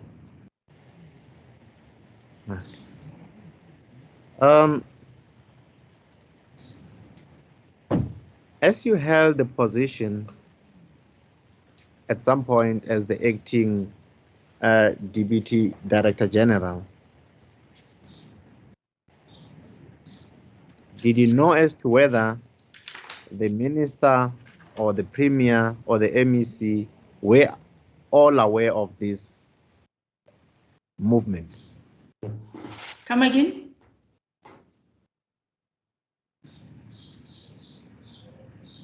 As the Deputy Director General, did you know as to whether the Minister, the Premier, and the MEC were aware of the movement of the mental health care users from Life Esidimeni to the various NGOs and the hospital? As the DDG, I've just excluded the Premier, and neither do I know about the Minister, but I do know that the MEC knew. Just hold it there.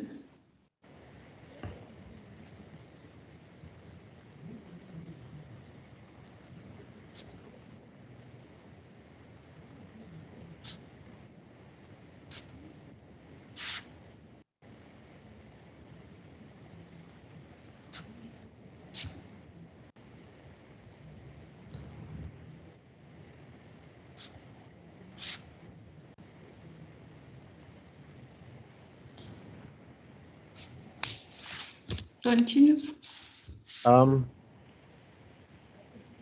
How were you comfortable with the termination as you were part of the committee, even though it was not on a full-time basis? Were you comfortable with how things were done? As others would describe them as marathon project, others would describe them as a rush. Were you comfortable? The people who would have... Before the witness answers the question.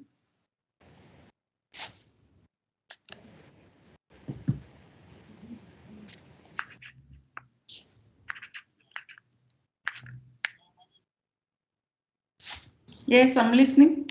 Mr. Makani, in his question, firstly starts by asking the witness, was he comfortable with the termination? And then he also refers to the rush project.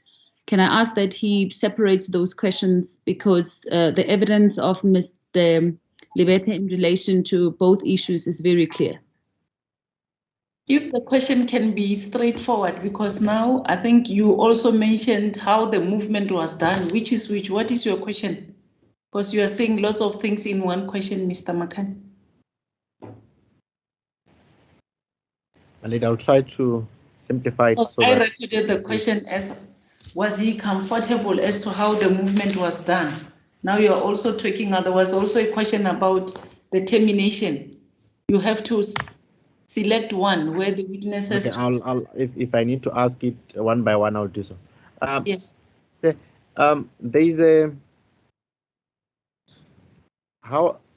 is a process that is referred to as the rush period. Do you remember that? Yes, I've heard that.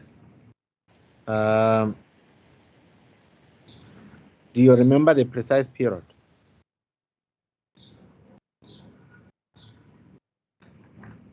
Not as it was happening, as I have mentioned that I was not fully involved with the situation, but I've grown to understand it now as we are going through it.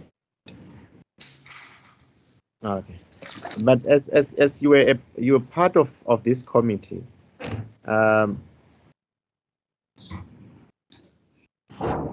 were you in favor of this termination?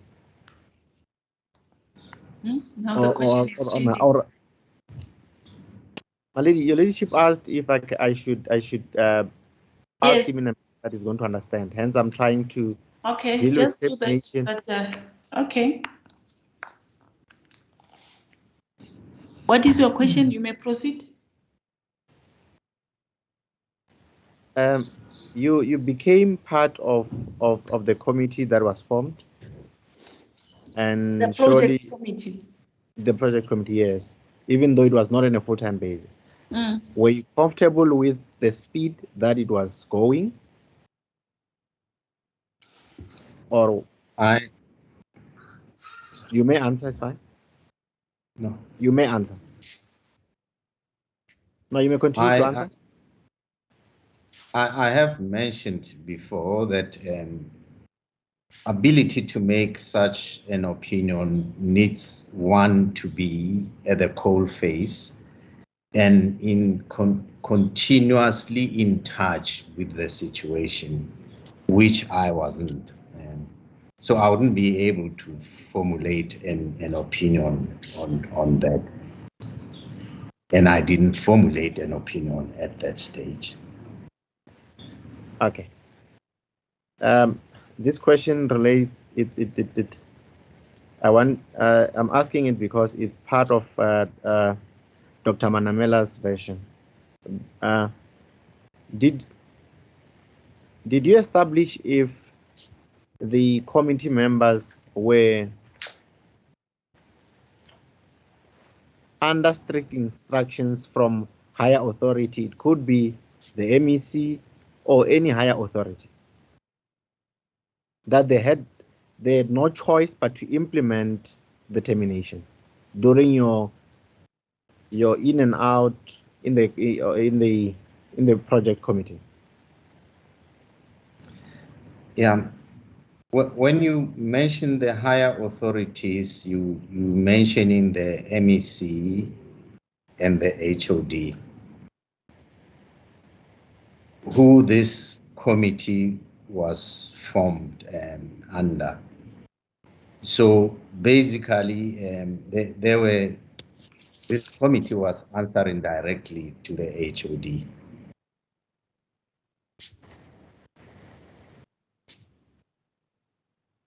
So yes, they had access. They were answering directly to the HOD. But the question is, he wants to know if you established if the members. Will or Haletsama when Ali Susan.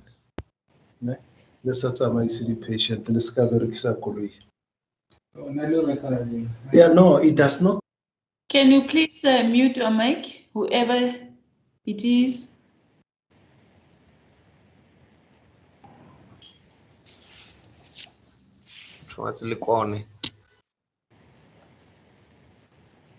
Mr. Makani, just repeat your question for the witness to answer. As the court, please. My question is based on Dr. Manamela's version, that she was left with no choice whether she agrees with the speed in which the movement was going. She had no choice because the MEC or the former MEC, Kanan Mahlangu, was on their case that it should be implemented.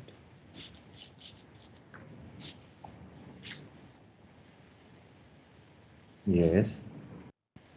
So my question is, during your time with the committee, did you establish that there is this, they are working under a very strict mandate to say whether you agree with this or you don't, you should implement?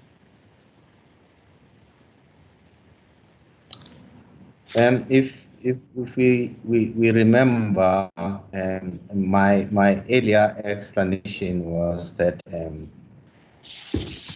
retrospective, when I got to look, is that the project had been on for some time following the strategy. And I don't know at that stage who Dr. Manamela was dealing with. And at the time that I got in, at the time that I got the first report, even though I stayed a long time before getting involved, this thing was going on during that period. So there had been lines that had been established that were being worked on, which I didn't have an understanding thereof. So you can't comment. Is that what No. you're saying? Yes. Continue. As the court is, my lady, I would humbly request that we stand down for lunch to take instructions as to whether would there be any questions. There might be a few questions, or we might just come back after lunch and say there are no further questions, and then the next person will then start with Dr. Libet.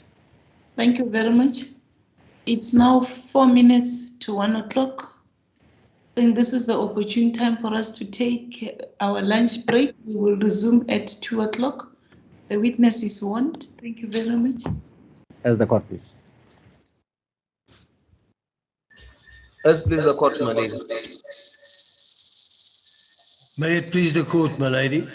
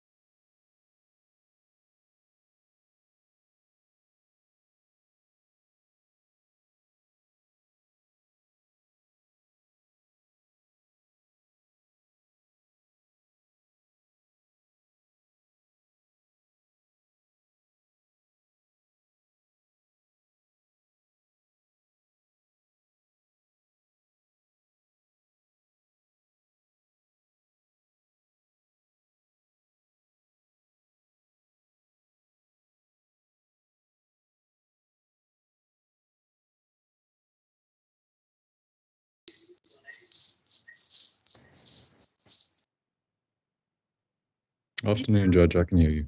Mr. Makani, where is the witness? Malady, I'm available. Dr.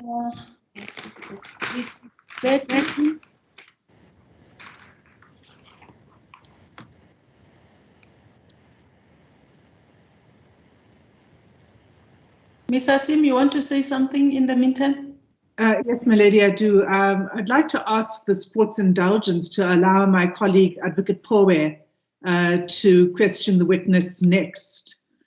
She's advised that she's not available in the next 2 days for this hearing. She has another matter. I know that my colleague, Advocate Chabangu, asked if he could go next, and I'm hoping he'll be able to accommodate us.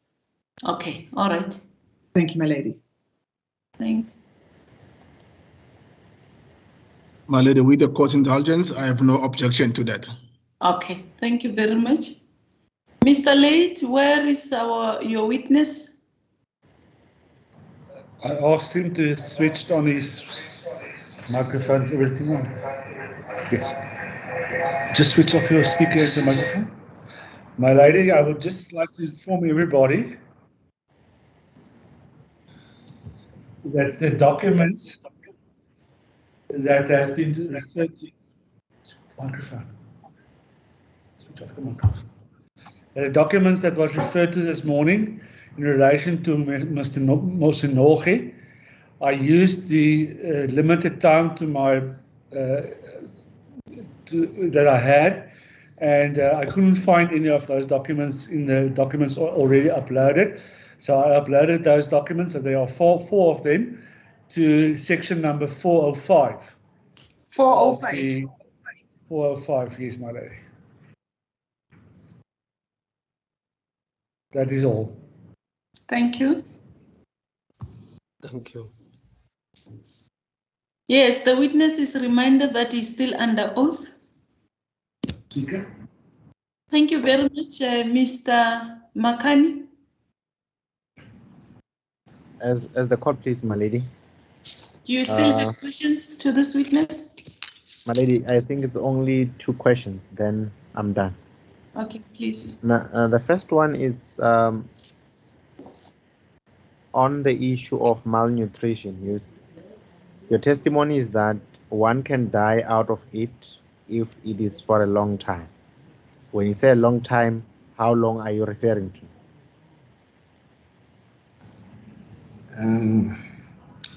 Just to put it clear, malnutrition it's more like a disease that is a step towards starvation. And it's at the point of starvation and an excessive starvation, and where people can end up giving up. But it's, like I said earlier on, medicine, it doesn't have timelines, because different people will respond differently to the same situation. So I can't, not being a nutritionist, I can't say it will take this period of time for someone to succumb to starvation, and not necessarily malnutrition, because some of us have been malnutrition before, and here we still are. So I can't give a specific answer to that one. As the court, please. I'm open to be corrected. You asked a question about SADC having been working with Life Esidimeni, and you said that is what you also heard. What exactly did you hear about them working together?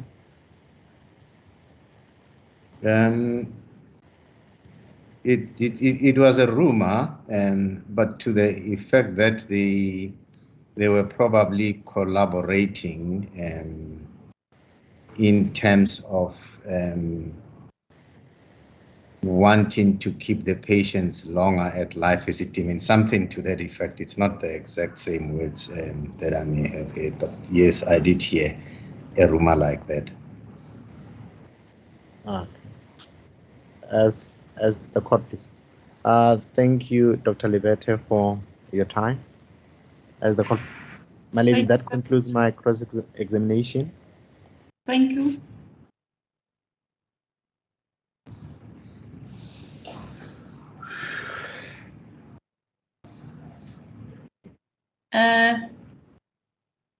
Ms. Power, how are you? I'm well, thanks, and you, Judge? Okay. Are you ready to proceed? Yes, I am. Yes, let's introduce yourself to Dr. Libet.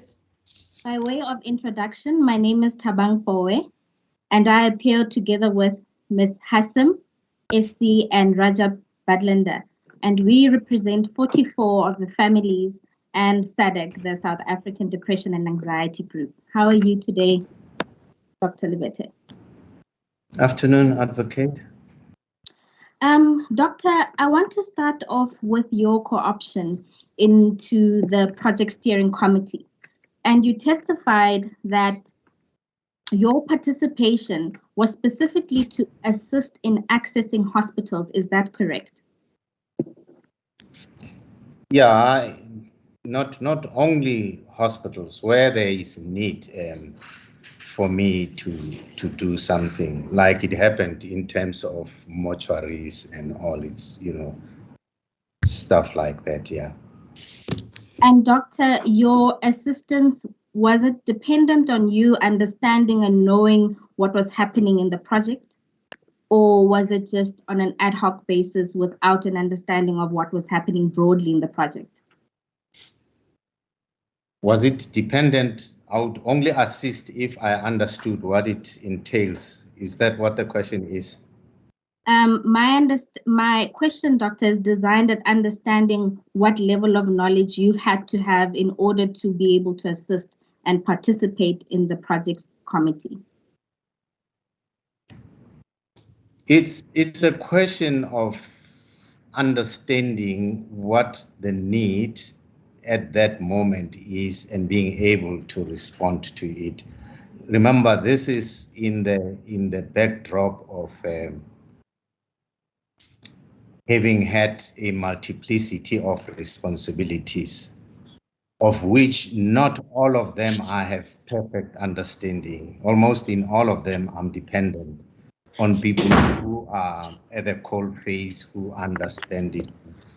That's where they direct me to be doing some of those things. Thank you. Thank you, Doctor.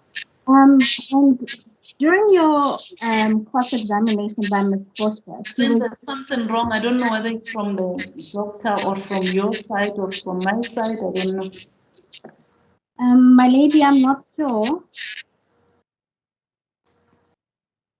My lady, I think the interruption comes from Ms. Bowe's side. Yes, it appears so. It's quiet now. Let's try. Okay. And Doctor, during the cross-examination by Ms. Foster, she was able to show that you were involved in some of the earlier meetings in 2015. Is that correct? Yes. And Doctor, I'd like you to draw your attention to a letter from SADC. And this can be found on Case Lines page 3. Yeah, I think Ms. Boy, you seem to be breaking. My lady, there might be a problem of connection on my side. Perhaps I should log in and log out and in again. You may do so.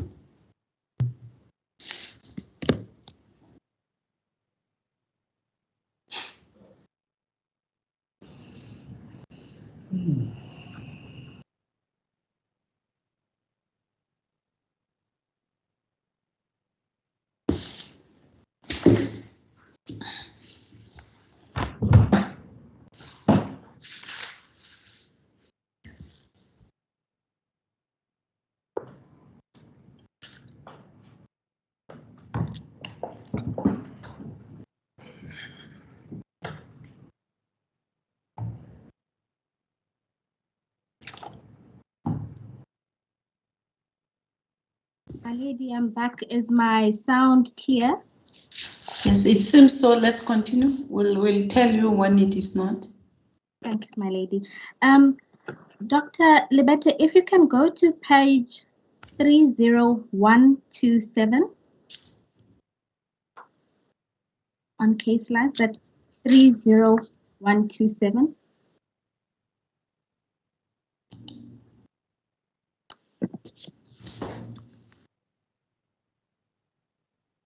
And that is a letter from the clinical heads of all the lives.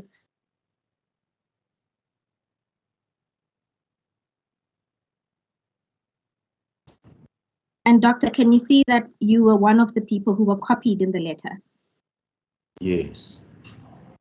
Doctor, did you receive this letter and had an opportunity to see it then?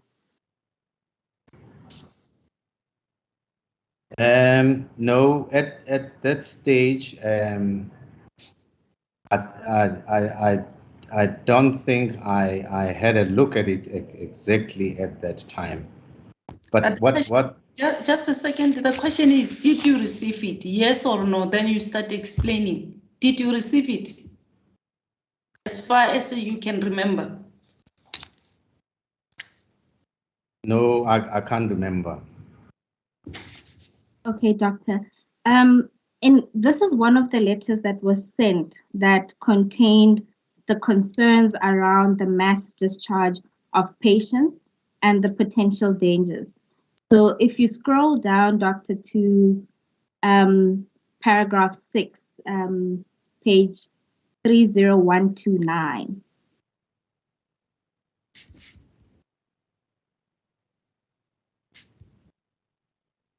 That's page 3 of 6. 30, yes, page 3 of 6. You will note that the psychiatrists raise concerns about the mass movement of patients and cite that there was a time when this was done in 2009 and the complications that arose during those movements. Can you first look at the paragraph? Yes, my lady. Paragraph 6. Yes, under Gauteng experience. Yes, I'm looking at it, my lady. And can you see, doctor, there that the psychiatrist were let's give him the chance to read. My apologies, my lady.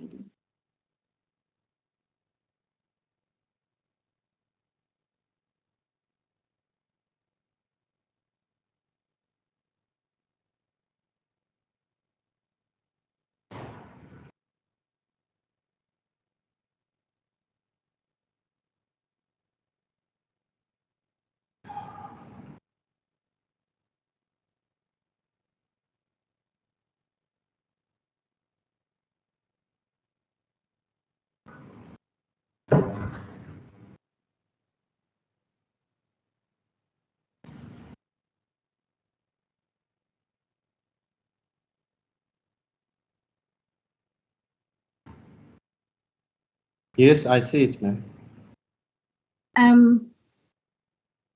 And could you go further to paragraph 8 at page 30131?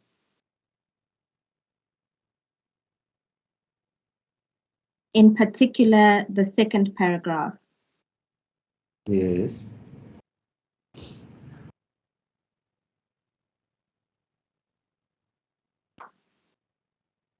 Have you found it, doctor?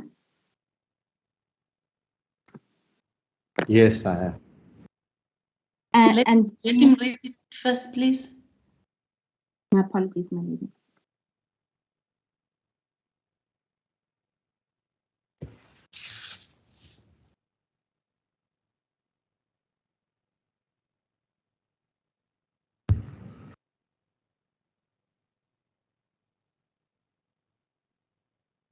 Minute. Doctor, can I quickly look at this paragraph 8? Yes, my lady.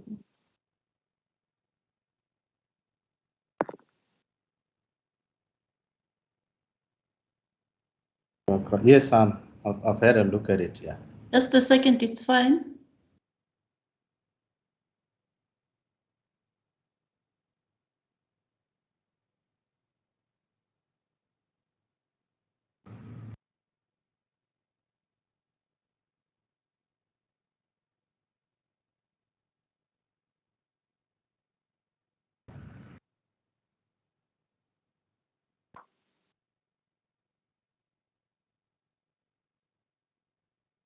Yes, you may proceed. Thank you, my lady.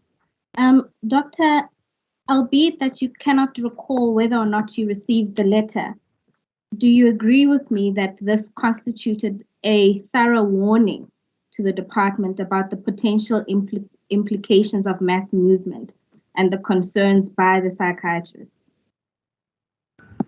Yes, and I think some of the concerns were mentioned before in some other meetings. Like I said in my my statement, that psychiatrists have indicated challenges or concerns relating to that. And doctor, are you aware? Just my apologies, my lady.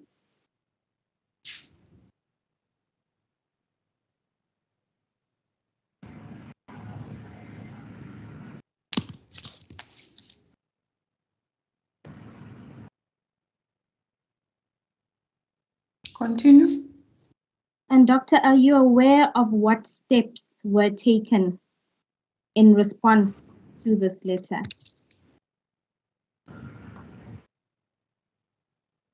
No, I'm not aware. And doctor, are you aware of who might have responded to the concerns? I beg, yes? Do you have an idea of who may be the one who would have responded to these concerns? I think like I said earlier on, this having the period in the build up whereby there were discussions which I have acknowledged relating to this termination project. At that stage, I was not as yet fully involved. But then when we look the letter is written to Dr. Manamela. And then there's Dr. Mazamisa there, who was the chief director of clinical services. But there's also HOD, who, if the meeting involves the MEC, maybe may have spoken to the MEC about it. Just a second.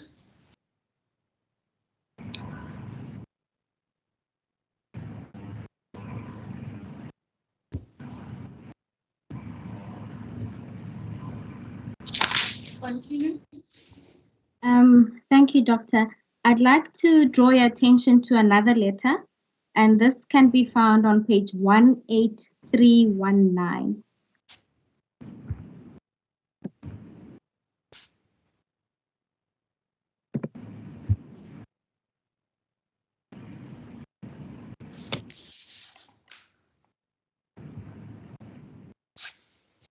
One 8319. Yes, my lady.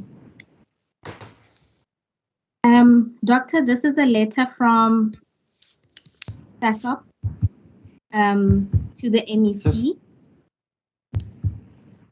Just a minute, I can't, oh yeah, now it's moving, yes. Let him look at the letter and then give him some time to peruse it and have a sense of what it is all about, and then you can start questioning him.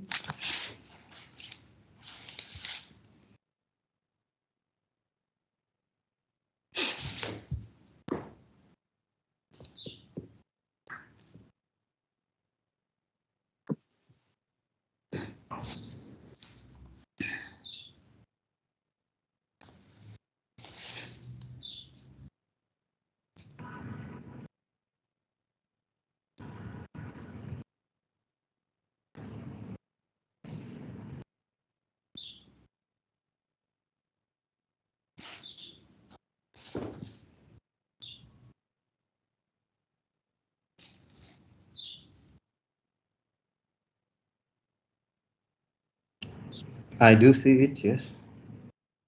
Thank you, Doctor. And can you see again that SASOP was highlighting their deep concern over the movement of MHCUs? Yes, I see that. Again, Doctor, just for thoroughness, did you receive this letter?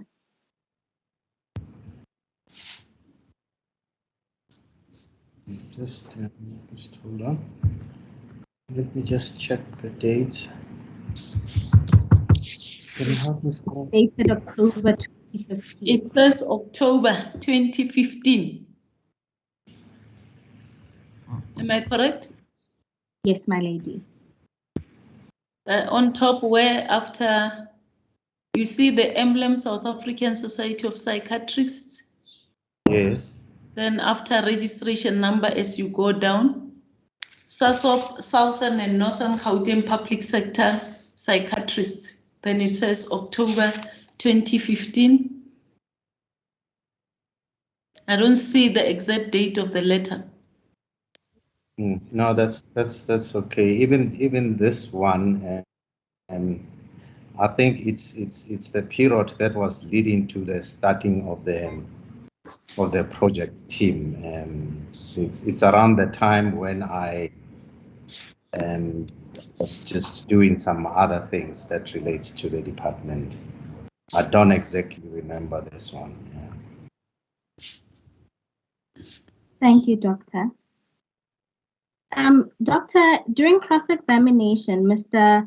Van Bergen SC also pointed to a number of correspondence that were written by Life Esidimeni, and Advocate Foster also took you to a number of meetings wherein you were in attendance.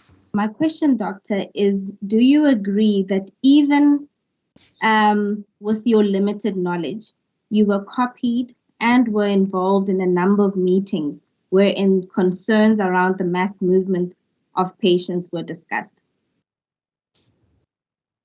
Yes, it's true. And enough.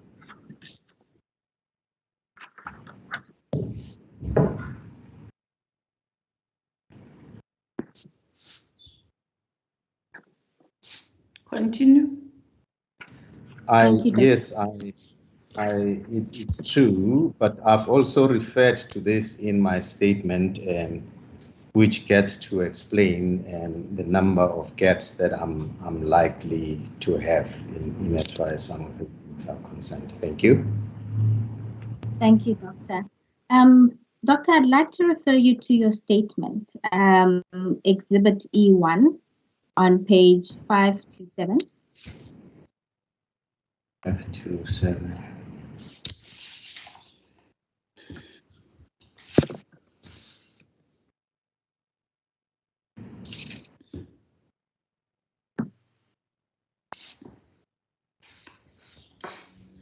I'm in 527.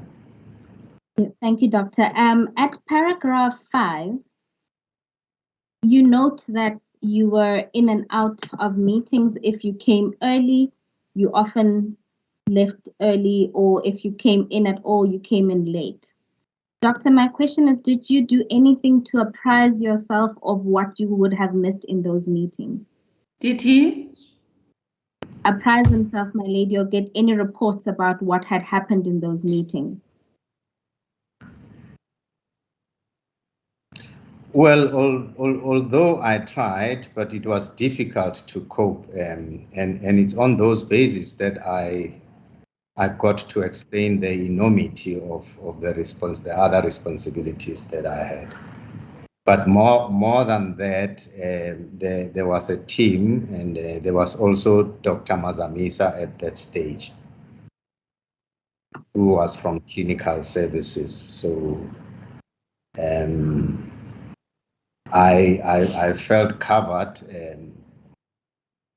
but much more bigger was the other responsibilities that I have alluded to, which would have been difficult to actually carry them all along simultaneously. Thank you, Doctor. Doctor, if we could then move to paragraph 9 of your statement, where you talk about the third sentence. It reads, at some stage, there was an agreement that MHCUs should not be moved until SADC has seen the project plan and was satisfied that the move will be of benefit to MHCUs. Yes. Doctor, was this agreement ever adhered to? I think it was at some stage, but then I don't remember how it got to basically turn around in terms of maybe them not getting the appropriate information and not being fully appraised. But what I know, it's like I said, at some stage there was, I remember, it's just one thing that I actually remember is the HOD requesting either SADC or Federation to work together, but they insisted on going it all alone, but just being given the information. But I do remember that earlier on there were those type of interactions between them and the Department of Health. Thanks. Thank you, Doctor. And related to this is something that came out under cross-examination by Advocate Hodis SC and I think Advocate Makani, which is related to the relationship or the perceived relationship between Life Esidimeni and SADC. You testified that there were rumors about this. Doctor, from your interaction and the letters and the meetings that you attended, did you share this perception? Do you mean I spoke about it to other people? No, whether you drew the same perception from looking at how Life Esidimeni and SADC was conducting themselves, the correspondence, the meeting, you thought there was some sort of collusion between the two. I think that sort of interaction could be extrapolated by people who interacted with both organizations much more. And I didn't interact with those organizations quite a lot, so it would have been difficult for me to extrapolate the fact that there was collusion of any sort. So, Doctor, your testimony is you are not able to agree or not to because you were not involved in any of those interactions. Yes, remember my confirmation was on the rumor.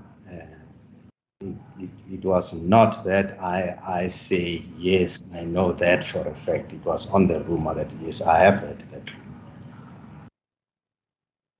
Thank you, Doctor. Doctor, at paragraph 10, you talk about the litigation that took place between SADC and the department. And I will not question you about the affidavit. The one thing that I wanted to ask about was whether you remember the relief that was sought in that litigation. Yes, the major one, yes. And what was it, Doctor? It was in need of a curator to oversee the whole action. Curator at bonus, yeah, something like that. Or yes, at Doctor. litim. A curator ad litem. And Doctor, in hindsight, would you agree that the appointment of a curator would have in all likelihood prevented some of the challenges we have now seen and the deaths that have occurred. Come again? My question, my lady, is whether in hindsight, Dr. Lebete would agree that the appointment of a curator would have in all likelihood prevented the deaths or some of the challenges that arose.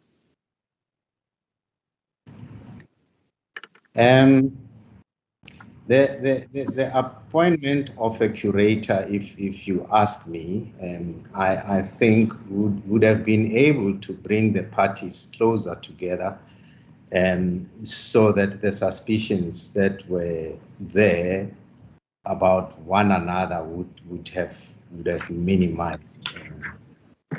And I think that's retrospectively, I think that's what the role that the curator could have played.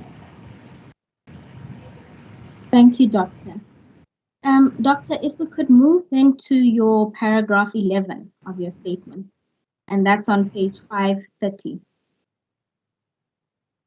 Yes. You say there, Doctor, that the first time you heard that there were deaths was when when you were told that by the MEC that 8 deaths had occurred. Yes. Doctor, do you know in what context you were told this information? Yes. It was in a context of worry,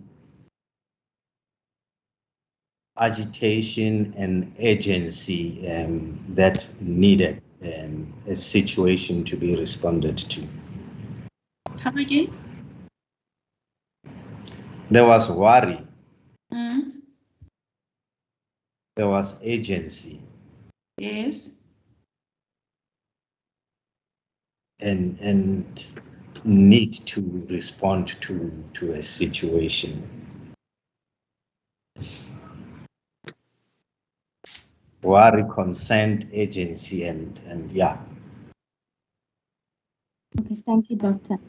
And Doctor, were you asked at that point to do anything about that information? Of the deaths? Yes, when you first heard about the 8 deaths.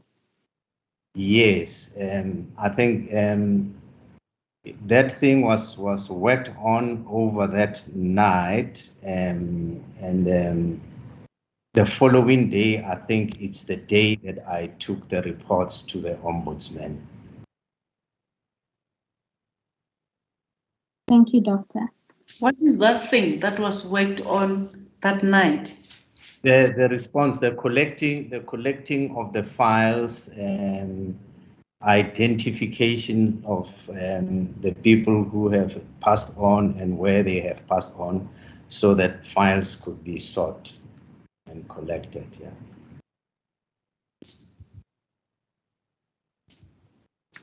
Thank you, Doctor. And this you say. Just a second.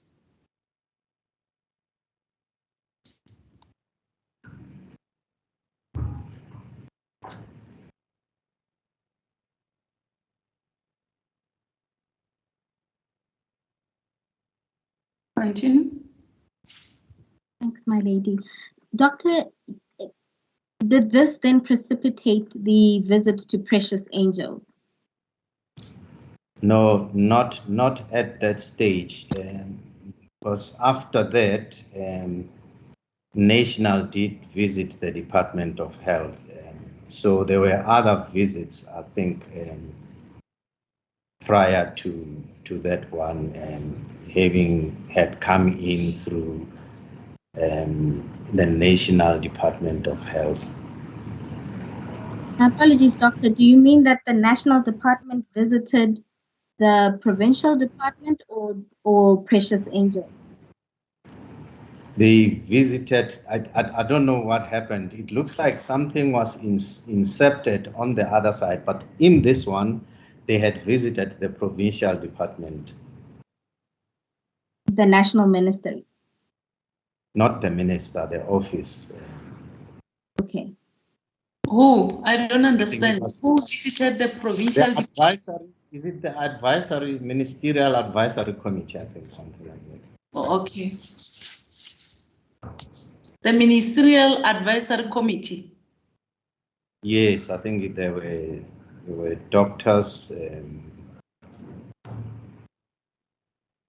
Yes, it was the head of mental health, the Prof. Mevin, and the director, I think, and some other people that I can remember. And doctor, did you also meet with them? Let me get the information. The mental directorate? From national. Yes, and? I think it was the director. It was Prof. Mevin, if I remember well, and some other doctor.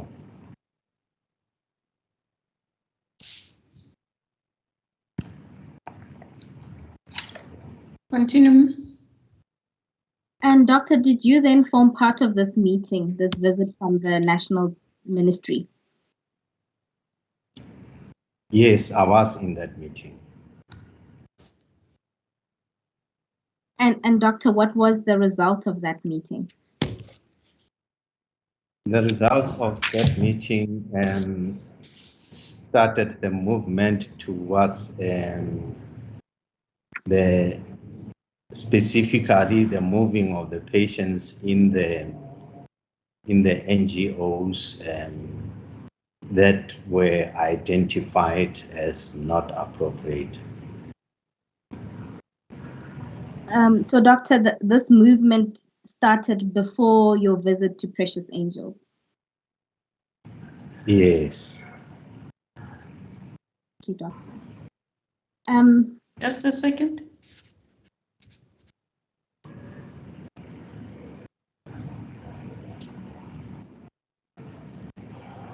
Continue. Doctor, you then proceed to talk about your visit to Precious Angels, and in particular, in your cross-examination, you mentioned that you looked at that the place was not appropriate because of the height and the steps and the terrain. It was a mountainous area. And even where you testified about your visit to Takalani, you mentioned that you looked specifically at the place, that it was clean, had beds. My question, doctor, is when you conduct these visits, do you focus on the infrastructural aspects of the places that were visited, of the NGOs? Not necessarily. At what do we call it? Precious Angels. There were the specialists from the mental health who were part of the team. And you may remember that I did explain that I came in late when the visit was almost finished. And that's because the HOD wasn't there. I was called from somewhere else. All right, doctor. The witness is still giving evidence. Continue, Mr. Dr. Libete. Are you done? Yes. Yes, maybe let me stop there. But it appears you are still proceeding. No, I'll be okay, my lady. All right. Did that answer your question? My lady, I have a follow-up on that. Okay. And that's, so doctor, you came in late and that's why you were only able to see the surrounding areas. Yeah, we were moving out at that time, yeah. Thank you, doctor. And then, doctor, you mentioned that you also visited Precious Angels in Danville. Yes. And you mentioned in your statement that you referred to the Danville place as a facility. Was it a facility or just a house? It was just a house.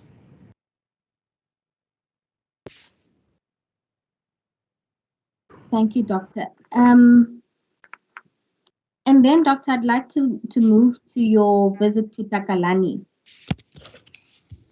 And there, Doctor, perhaps the starting point is who accompanied you during your inspection of Takalani? It was not necessarily an inspection, and like I say, I was alone. I was in Bara. Bara is just next to Takalani. When the MEC requested me to go in there and see how that facility is. And like I say, when I got there, it was an empty facility. It had just been prepared. Thank you, Doctor. And so you specifically were looking at, was it the infrastructure, or did it extend to how many staff members were there and other aspects of care? Specifically, I was with Ma'am Dorothy there, who explained all these aspects. But the other part, she had discussed with the mental health care directorate, who assesses these places for suitability. So Ma'am Dorothy was the one who would have been looking at some of those details. No, she's the one who took me around. Who took you around? Yes. But do you know if anybody that did whether it's a visit or inspection that looked at some of those clinical aspects? Yes, I suppose, I don't know for a fact, but I suppose they were, because if they were to be given a license for that mental health section, it would need to be done after an inspection. Thank you, Doctor. My last two questions relate to the investigations after the deaths. You testified that you were tasked with preparing some of the paperwork and an investigation after the deaths were reported. Is that correct? Not preparing the paperwork, because specifically the specific part of me was relating to the forensic and the postmortems. There were a variety of teams. Some were putting together other information, clinical and all that, but I was tasked with the forensic part. And Doctor, did you report to anyone for the purpose of this forensic part of the investigation? Can you, what does the question mean? It means whether you reported to anyone. Did you have to share your findings or report back on what you were seeing to anyone? Yes, we started. There was some stage we got the mental health to start preparing a list of the people who passed on, checking the ones that whose postmortems were done, and searching for the other people who may have died around the hospitals and NGOs. And Doctor, as that process was unfolding, were you reporting to anyone on this part of the investigation? Yes, at a later stage, this was being reported to the HOD, because firstly it was the collection of information that relates to that, and then I think round about September or so, it was realized that that would have been too much work, and that's when a new CEO came into forensic pathology services. Thank you, Doctor. May I ask you to go to case lines, page 1687.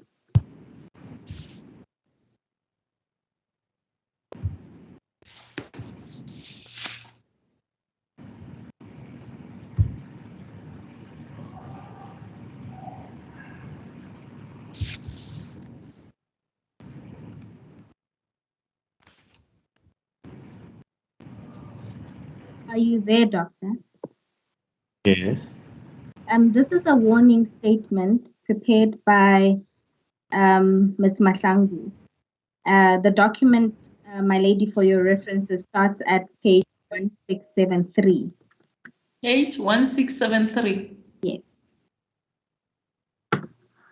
Doctor, I want to draw your attention specifically to paragraph 10.11 and 10.12. Can you read those two paragraphs? Paragraphs? 10.11 and 10.12.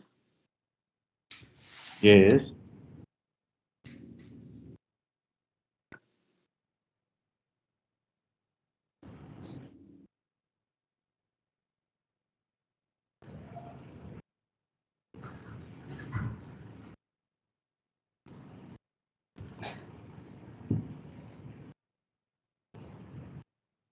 Yes, I see them. Doctor, my question is if to your knowledge, any reports were given to MEC Mahlangu about this process post-death? About? The investigations, my lady, that took place after the deaths were reported. It was in fact what happened after the deaths. At some stage we did meet the SAPS, who are the one who had the files, and we're going to do the investigations, and we did go to that one, and I think I was with the MEC in that one. She called me along.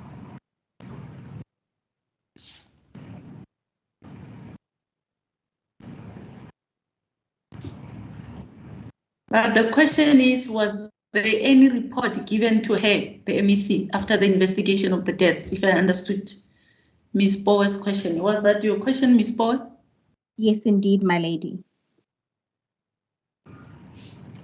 Like I said about the autopsies, once taken in, you can't have them out. It's a property of the line of what do we call it? The inquest. They go to the magistrate. You can't share those. For instance, I was responsible for the post-mortem removal and the post-mortems of people in Marikana. I've never had sight of a single post-mortem in line with the integrity of information. So that information will only be public after the inquest, or maybe particularly if the family requests it, but they can get it from the investigating officer. It's not like it's a report that you get willy-nilly. Thank you, Doctor. And so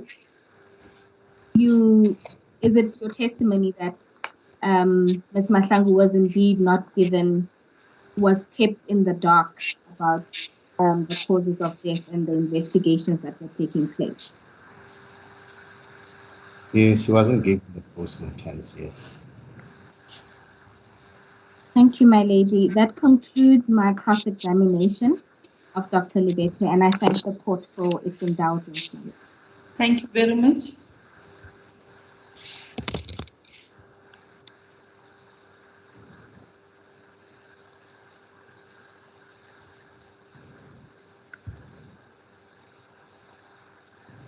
Yes, can we find out now who is next? Is it Mr. Shavangu?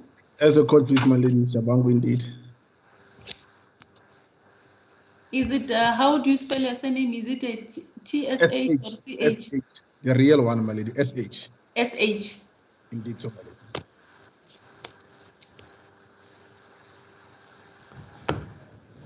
Yes, you can introduce yourself to the witness. As a court, please, my lady. Good afternoon, doctor. Afternoon, advocate. I'm Advocate Chabangu on behalf of Ms. Nyatu. She's a sequential evidence witness number 26. Thank you. Thank you, Doc. Doctor,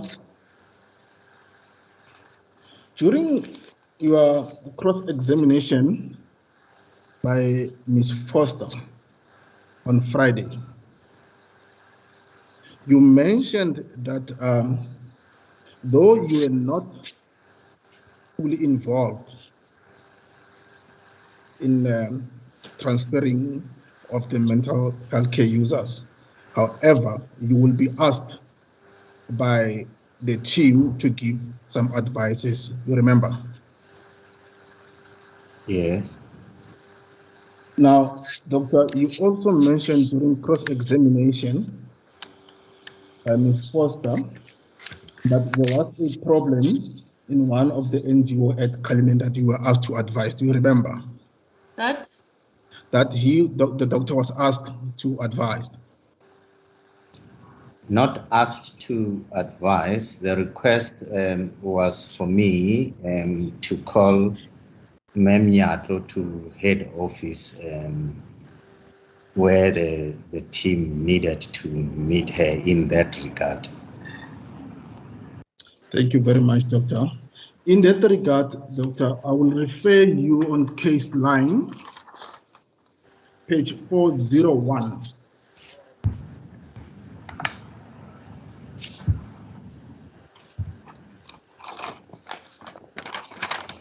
Do you have it in front of you, Doctor? Yes. Page 401. That is Matiliso Priscilla Olganyato statement. Yes. Good. In that statement, Doctor, I'll refer you to page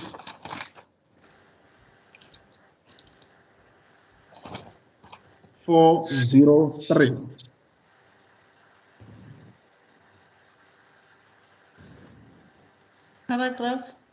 Paragraph 8. Can you first look at the statement? I don't think it's long. 03. Paragraph 8. I can see 6037. Okay. 8. Yes.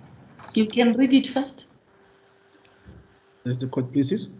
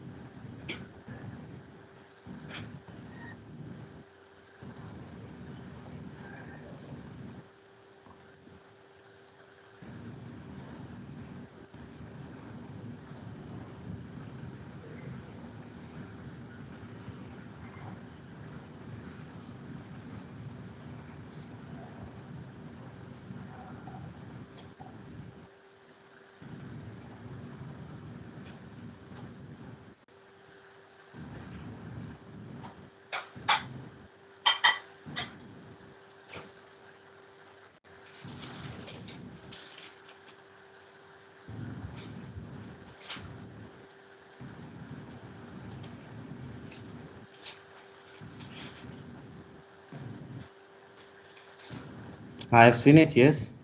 Thank you very much, Doctor. Do you have any recollection, Doctor, of this meeting? Not the meeting, the SMS, yes, I do. But I know that that meeting happened following this SMS.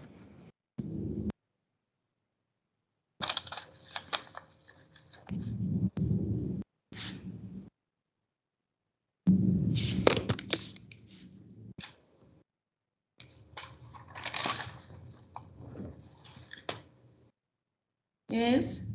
The court, please, my lady. So, doctor, if I understand you correctly, you were not part of this meeting. Yes, I was not. Doctor, it is my instruction from Ms. Nyatu that indeed you were there at this meeting, however, you left early, that you have to attend another meeting. What's your comment on that, doctor? Yes, probably that's what it is. But I remember I called her for a specific reason, to attend to come and discuss that issue that related to an NGO in Cullinan. Yes. Do you still have a recollection of who were the members of the department who was there at the meeting before you left, doctor? No, I'll only remember Mr. Musenuki and Dr. Manamela. Just a second for me.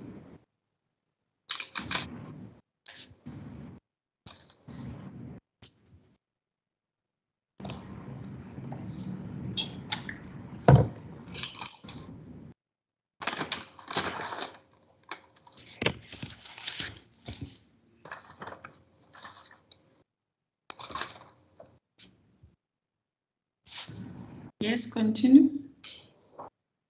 Thank you very much, doctor. Doctor, it is further my instruction from Ms. Nyatu that if need be, she will come and testify that indeed you did came back at a later stage at the meeting. Is it so?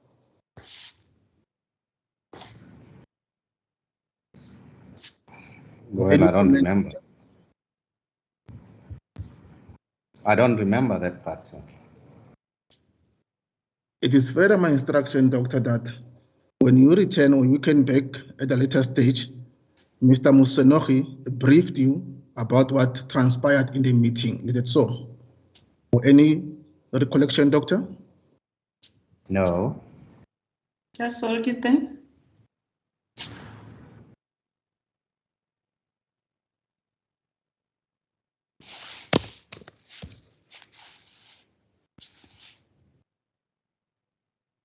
Yes, continue. Doctor, you mentioned earlier on that you summoned Ms. Nyatu to come to attend this meeting. Can you still remember when you were asked to summon her, what was the problem? Yes, I was told that there's a problem of an NGO in Cullinan Care, which I think was given patients, but it didn't have a license, or it was using someone else's license.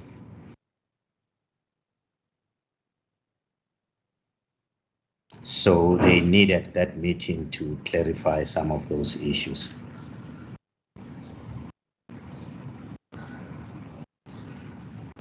Thank you.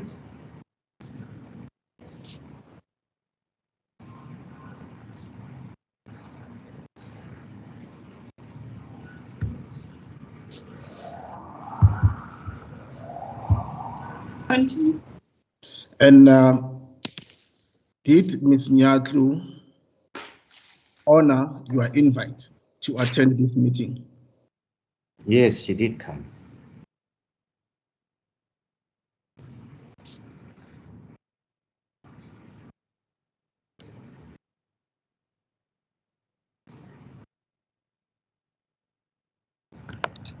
Yes.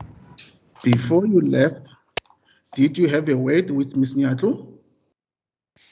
My lady, the evidence of the witness is that he doesn't have a recollection of himself returning to the meeting and or Dr. Musenuki giving him any report.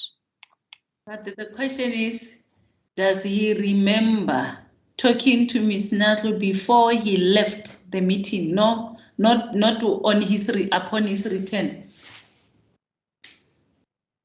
As the court pleases.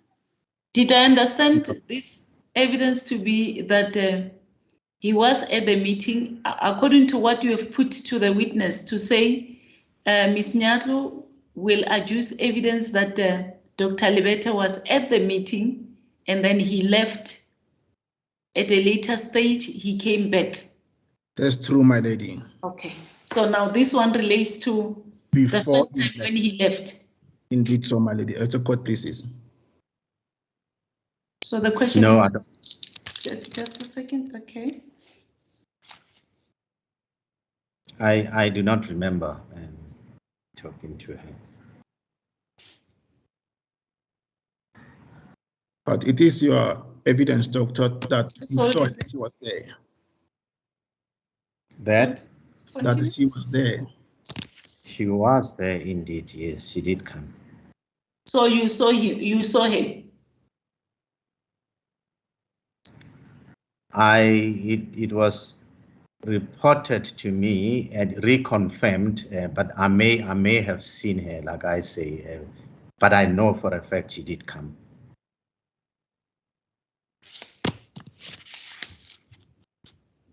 Doctor, continue. The question that I want to be clear, also for record, that did you see her? Did I ask earlier? Did she honor your visit, your summon to the meeting? Did you saw her? That's the same question that I've just asked, and the response is I may have seen her.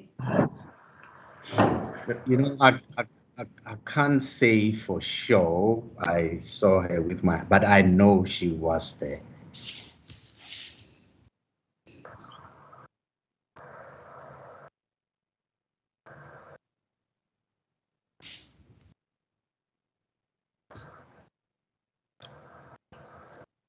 Continue. So, doctor, you were informed by the department's officials that there was a problem with an NGO that operated illegally. That's so that they wanted to use your office or to solve the problem. Yes.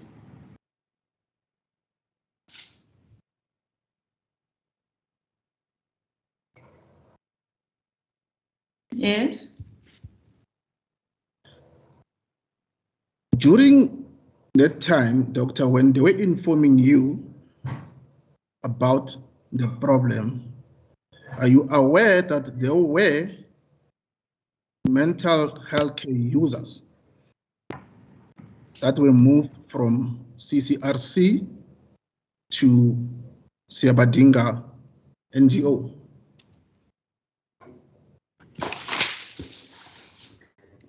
No, I wasn't. Just hold it then.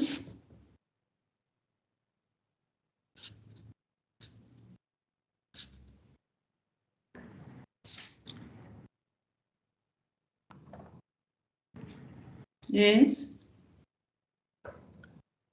So, doctor, if I listen to you correctly, you were informed about the NGO that was operating illegally at CRC and has received patient. Did you find out which NGO was that? There were two NGOs, as they were saying, Siabadinga, and then the other one whose name I don't remember. But then the team was going to deal with it in terms of clarifying issues and making it functional. Which team now? Remember the team that requested me to call Mem Nyatu. I think it was Mr. Musenuki and Dr. Manamela and some other people, some other members.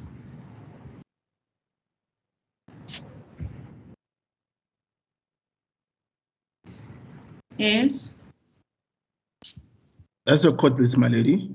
Doctor, you just mentioned that there were two NGOs, Siabadinga and the other one. Now, Doctor, I've referred you to the statement of Ms. Nyatu, particularly on page 403, paragraph 8. And then I've asked you to read it, of which you confirm that you've read it. Yes. I'll turn to page 404,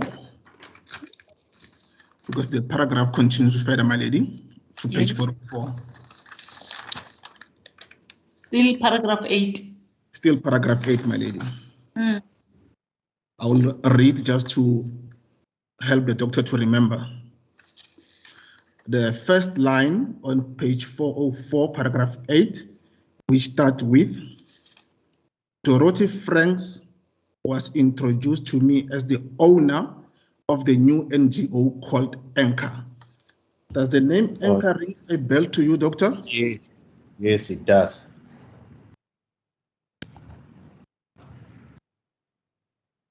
Continue. This Anchor NGO, so you have confirmed that it was also at the CCRC. So yes. According to your information, doctor, Anchor NGO and Siabadinga were both operating at CCRC. Yes.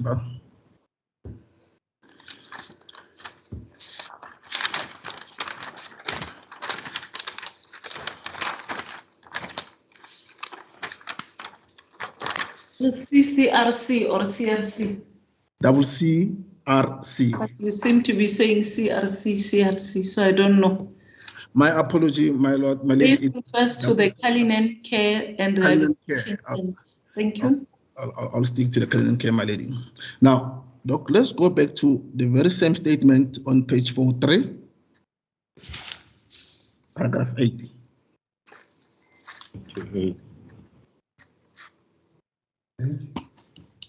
Page 43, paragraph 8. Yes. I will read.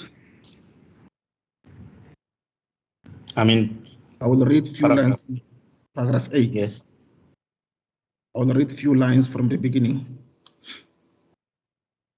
On the 16th June 2016, I received a call from Diana Noile that Dr. Manamela and Hannah Jacobs were at Siabadinga NGO, and informing her that they were bringing another NGO at Kalinen Care Rehabilitation Center to share the ward with Siabadinga. I was not aware of such an arrangement. I then called Dr. Manamela, and she informed me that the Department of Health has made a decision that the two NGOs should share the 4 wards at Kalinen Center.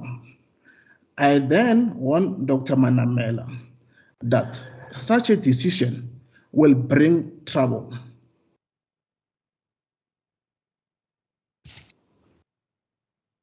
Are you still with me there, doctor? Yes. Doctor, did any of the team that you referred to inform you that there was already an NGO at Kalinen Rehabilitation Center? You mean before, as it's written here, Dr. Manamela called her? Yes.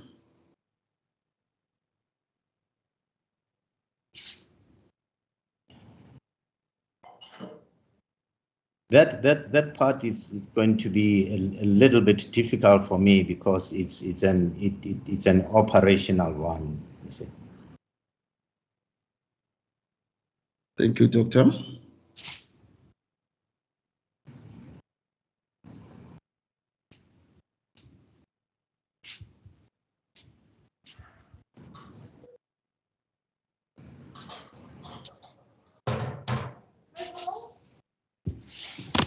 Doctor, were you aware that NGO called Anchor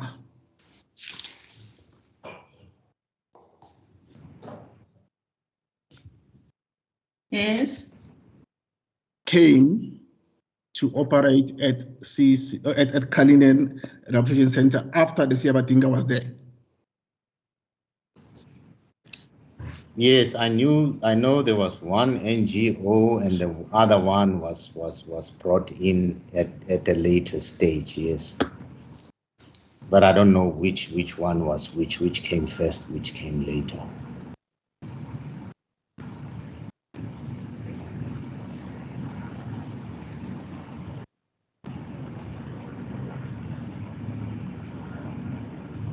Yes. Now, Doctor, to correct you or to help you from what we have just read, it's Anchor who came after Siabadinga.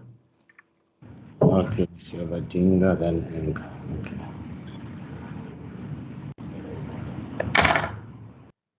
Now, Doctor, do you have any recollection of how many beds were available at Cullinan Rehabilitation Center? No, that's detailed.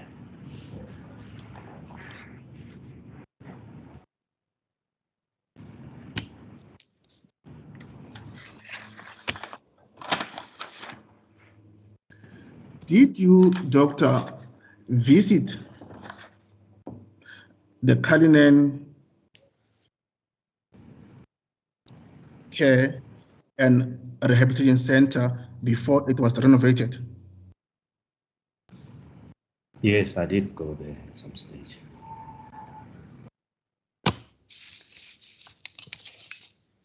I think that was around 2007, so 2008. 2007. Yeah, between 2007 and 2008.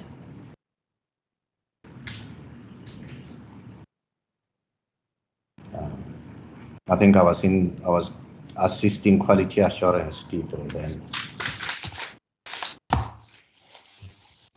Yes. So during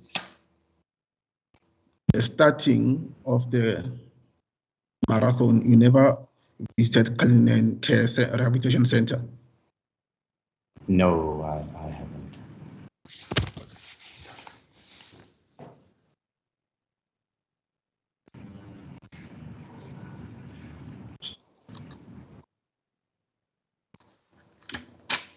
Yes.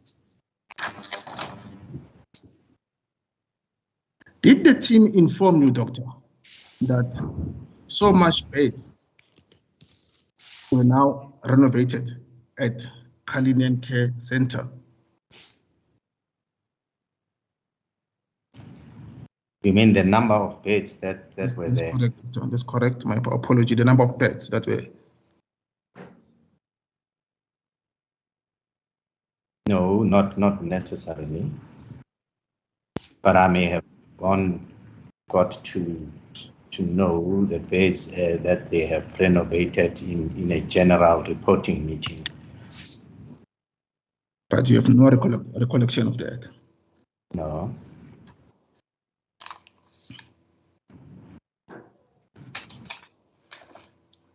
Doctor, as I've mentioned earlier on, that it is my instruction from Ms. Nyato that you came in after, since you left earlier, and then Mr. Mosenohi briefed you about the meeting. Just go slow, let me get it properly. I don't want this long question. Just rephrase it properly so that the witness can understand it.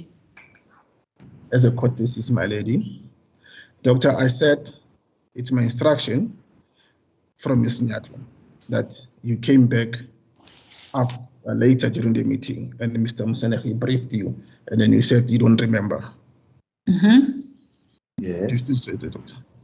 Now, doctor, it is my instruction again from Ms. Nyatlo that when you came back, she will come and testify that. When you came back, you mentioned to her that the two NGOs must work together. Do you have any recollection of that? No, but if I did, that must have been the information that I was given, but I don't remember that. Because I wouldn't bravely say that must be done when I don't understand the situation. My lady, if I may interrupt my learned friend before he proceeds, the question which has just been put to Mr. Libete right now, it's in contradiction of the very paragraph which is being put to the witness now, because in the statement, Ms. Nyatlu says, due to the fact that, actually, if I may read from the fourth line from the bottom of paragraph 8, she says, Dorothy Franks was introduced to me as the owner of the new NGO called Anchor. I was informed by Dr. Manamela to assist the two NGOs with the resources, due to the fact that Dr. Manamela was saying that it was an instruction I had to comply.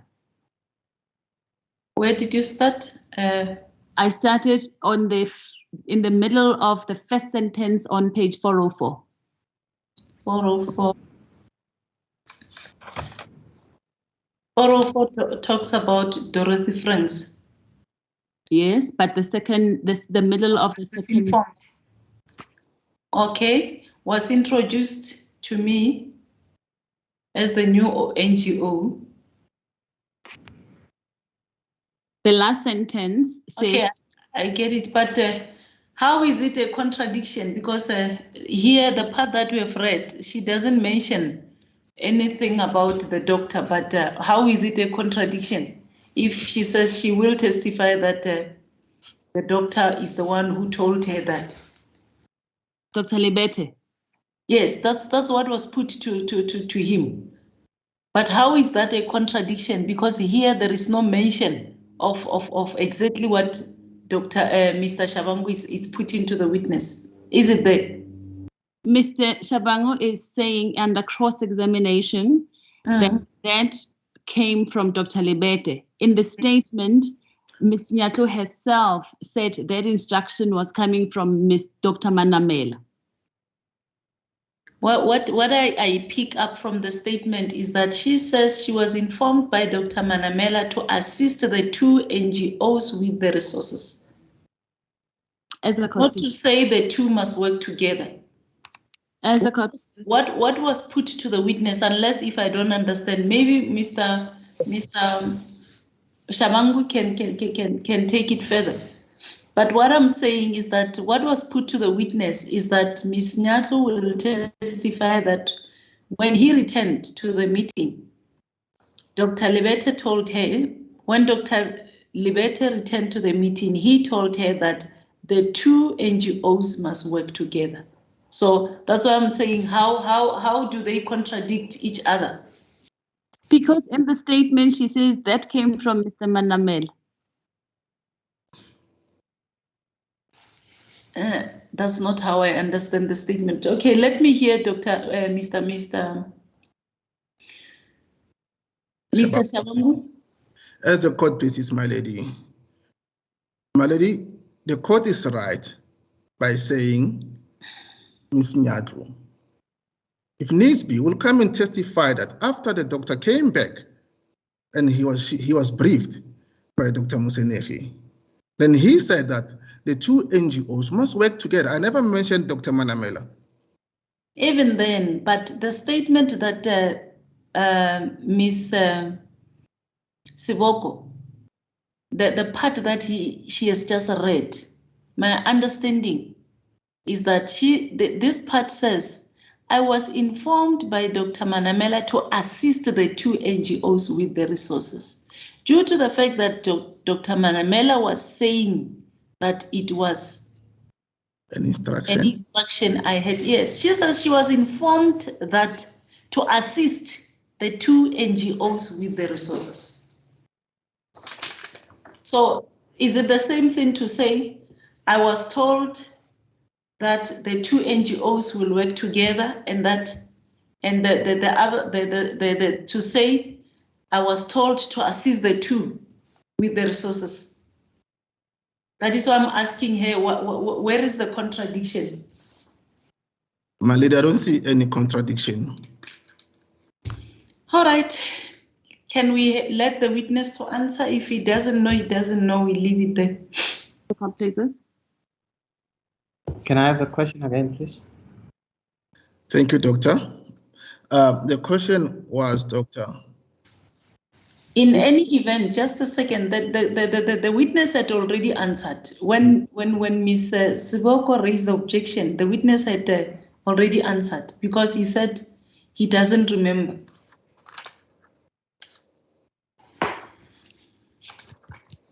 That's the court, please, my lady. Yes. Dr. Libete, you have just testified that, yes, you know that there was NGO called Anchor that was housed in Cullinan Care Rehabilitation Center.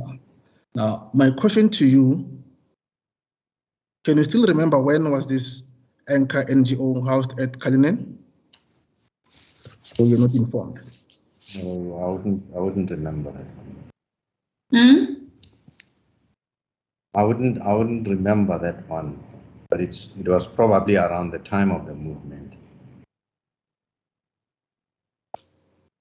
Just a second.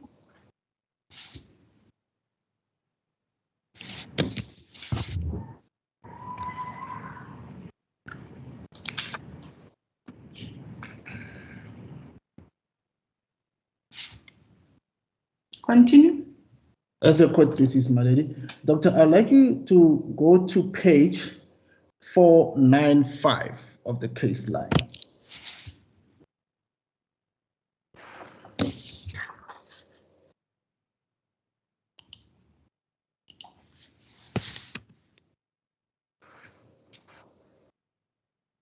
That is a statement by Diana Noile. Okay. On that statement, Doctor, I'll direct your attention to page 495, paragraph 5. 1, 2, 3, 4, 5. Yes. Can you read the paragraph? It overlaps to page 496. Paragraph 5, you say, okay, just a minute.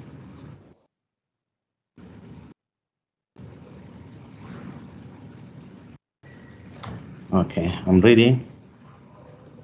Thank you, Doctor.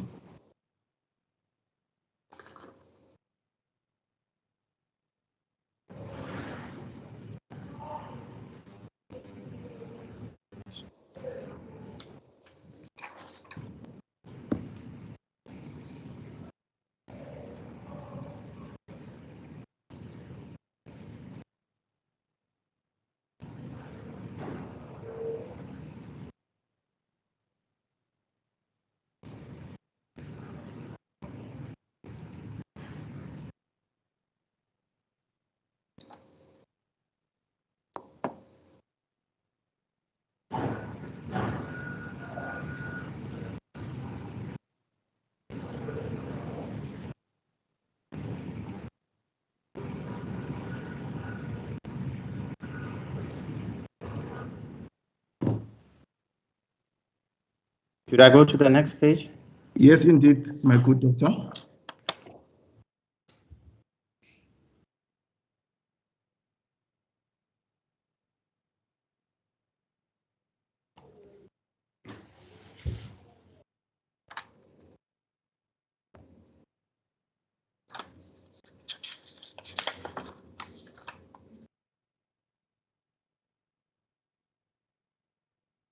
Okay, I see that. Thank you very much, Doc. Doc, the part that I want us to focus on is the following, that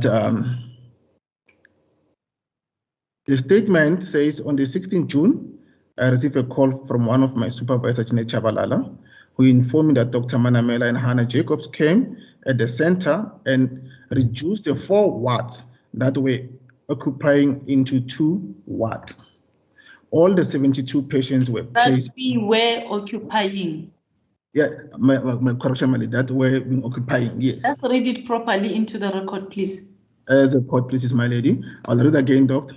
On the 16th June 2016, I received a call from one of my supervisors, Jine Chabalala, who informed me that Dr. Manamela and Hannah Jacobs came at the center and reduced the 4, open brackets, close brackets, 4 wards that were occupying into 2 wards. All and the who's Jine Chabalala, who is she, so that we understand the we? Doctor, I'm still reading. Oh, okay, sorry. Sorry about that. As the court places. I was informed that Dr. Manamela personally placed the patients into the wards. Just go back. All the 72 patients were placed into 2 wards. Yeah. Yes, all the 72, in brackets, 72 close number 2, patients were placed into 2 wards. I was informed that Dr. Manamela personally placed the patients into the wards. Dr. Manamela apparently informed Jine Chabalala that the other 2 wards were to be occupied by another NGO called Anchor. I quickly rushed to the center, and on arrival, I found patients crammed in 2 wards, and there was no space between the beds. Right. Now, Doctor, when looking at this paragraph on this statement, this paragraph confirms that on the 16th of June, Dr. Manamela and Hannah Jacobs came to the center, as it was mentioned by Ms. Nyatlu. Do you have any comment on that, Doctor? No, I wouldn't know, so I can't confirm nor deny that. How would he know? As a court, I'm just, my lady, making it clear that the statement corresponds. Okay. Yes. And now, Doctor, we carry on that all the 72 patients were placed into 2 wards. Then I was informed that Dr. Manamela personally placed the patients into the wards. Doctor, my question into this is not that you were personally there. My question is that, according to you, as by the time the DDG of the project, was a space an important part of these mental care users?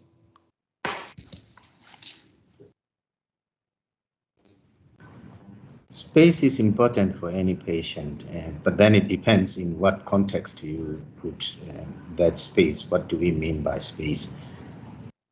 But in space this case, is... My apologies, Doctor. My apologies.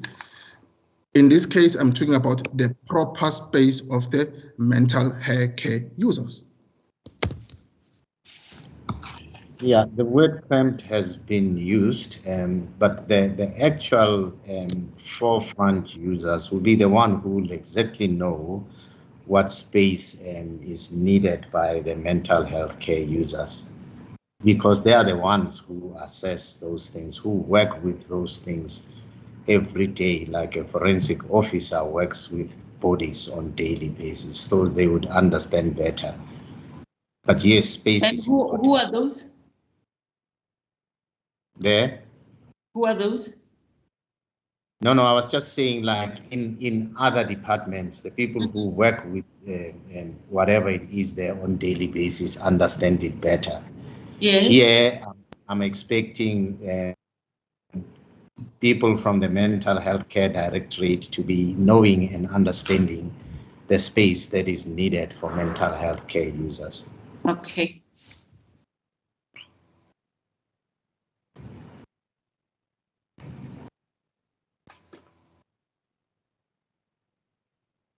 Continue. So, please, my lady. Doctor, when you were cross-examined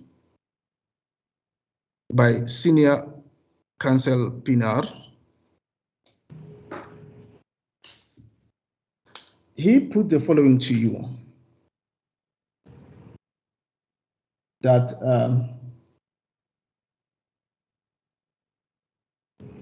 therefore, when the termination of Life Esidimeni contract came to the fore, it was important that proper planning and preparation should be made to ensure that there is no encroachment of the well-being of mental health care users. And you responded by saying that's correct. Do you still remember that, Doctor? Yes, I do. Now, looking at the statement that I've just referred you to, of Ms. Diane Noile,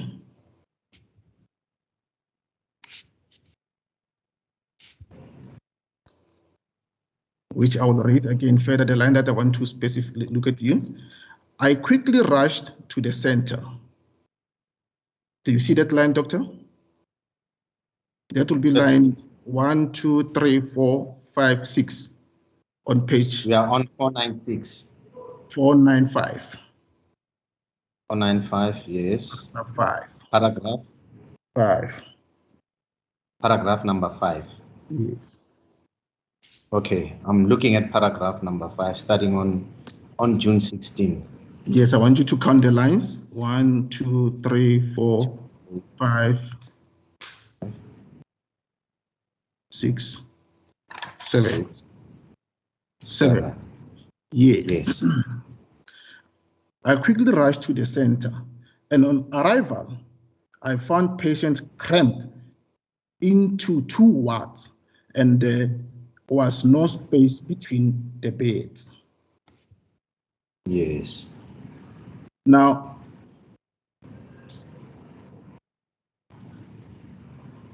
as the DDG, if the mental health care users are cramped in a space, Doctor, what will be the result of the? Well, it's for any patients, and mental health care users are patients, and if they are close to one another, they are likely to share infections.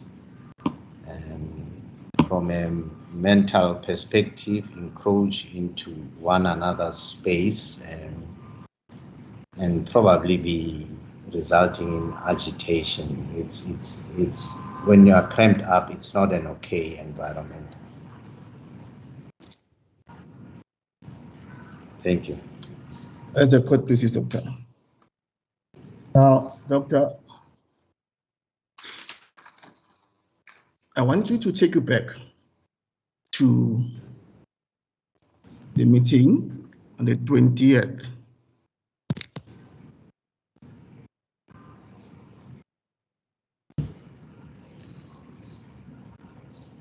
Of the Yes, 20th of June, my lady. 2016. Page. Of Miss Nyato, my lady, page 403.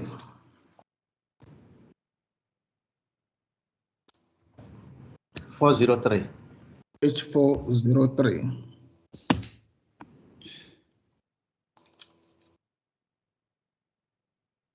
Yes. Yes, Doctor. You've read the statement of Ms. Nyato. My apologies. Still paragraph 7. Paragraph 8, Doctor. Mm. Yes. Now, on this one, Doctor,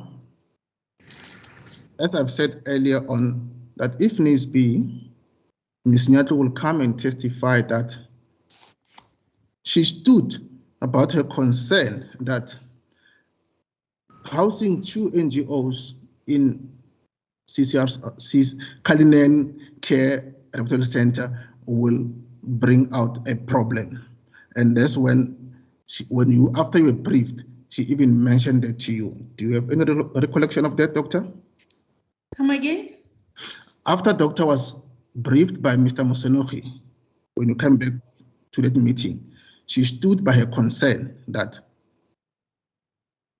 housing 2 NGOs at CCRC, it will bring out a problem.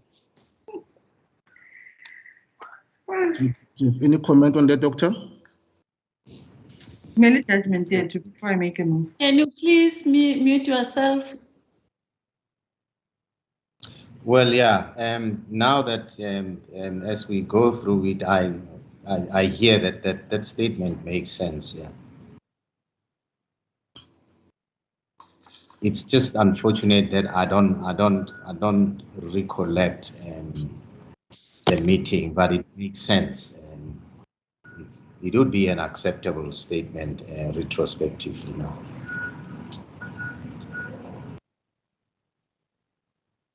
Thank you. Thank you, doctor.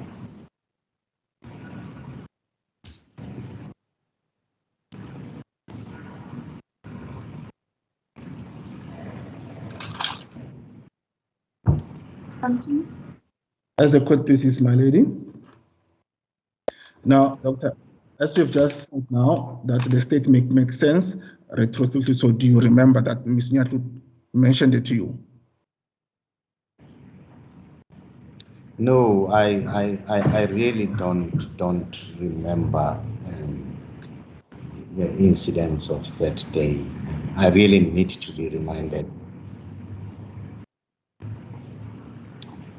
As a Listen to the responses. He has already said that although he accepts this retrospectively, he can't remember. As a court basis, my lady. So don't want him to repeat what he's already said. As Yes. a court basis, my lady, I'm checking on my notes here, my lady. I've got only one last question to you.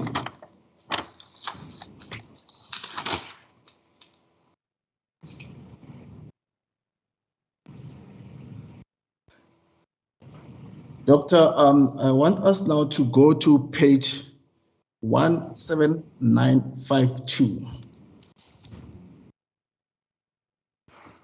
17952. Yes, madam.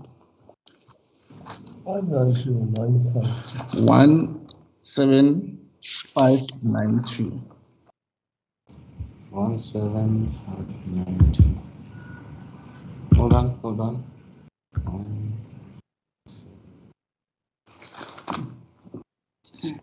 It's not. No, my apologies, madam. This is the wrong page that I've mentioned.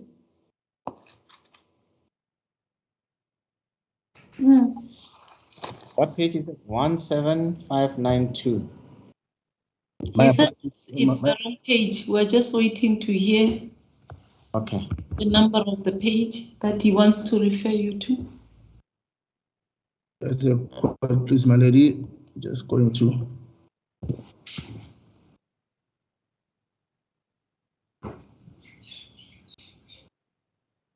Doctor, is going to be page 17952.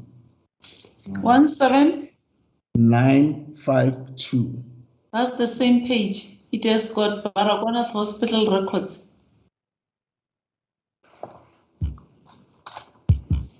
17. That's the very same page that you said it was a wrong page. My lady, I'm now confused because I'm looking.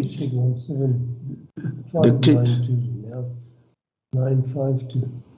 Yeah, it's maybe the evidence leader can assist us here, my lady, because on my case line is 17952. That is the ombudsman report. 952, not 592. No, my lady, I said 17952. 17952.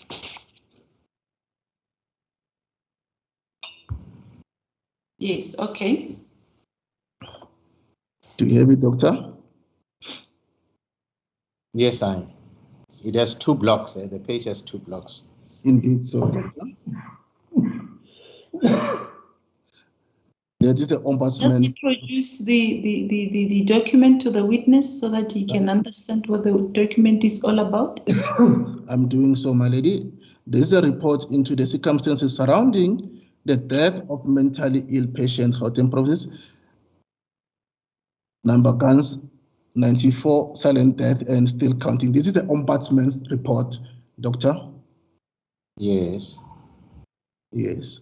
Now, I want you to go to 17953.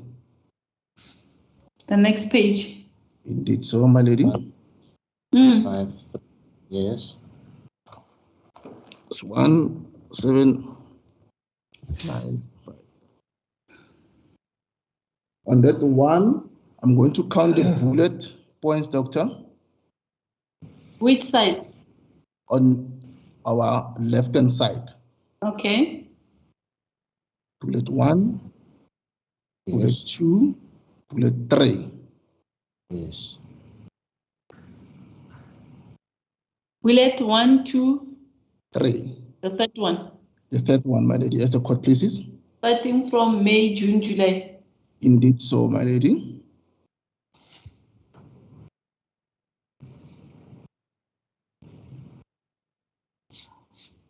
May, June, July, she was.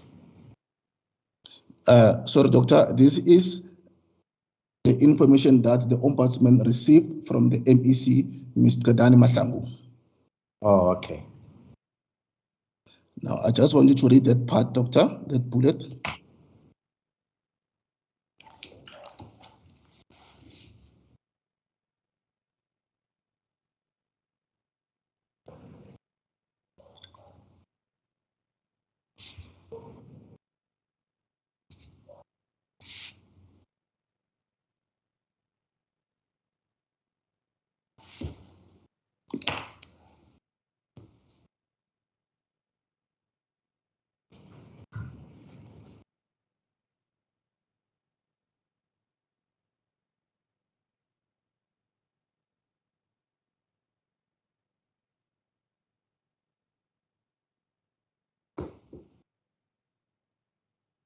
Yes.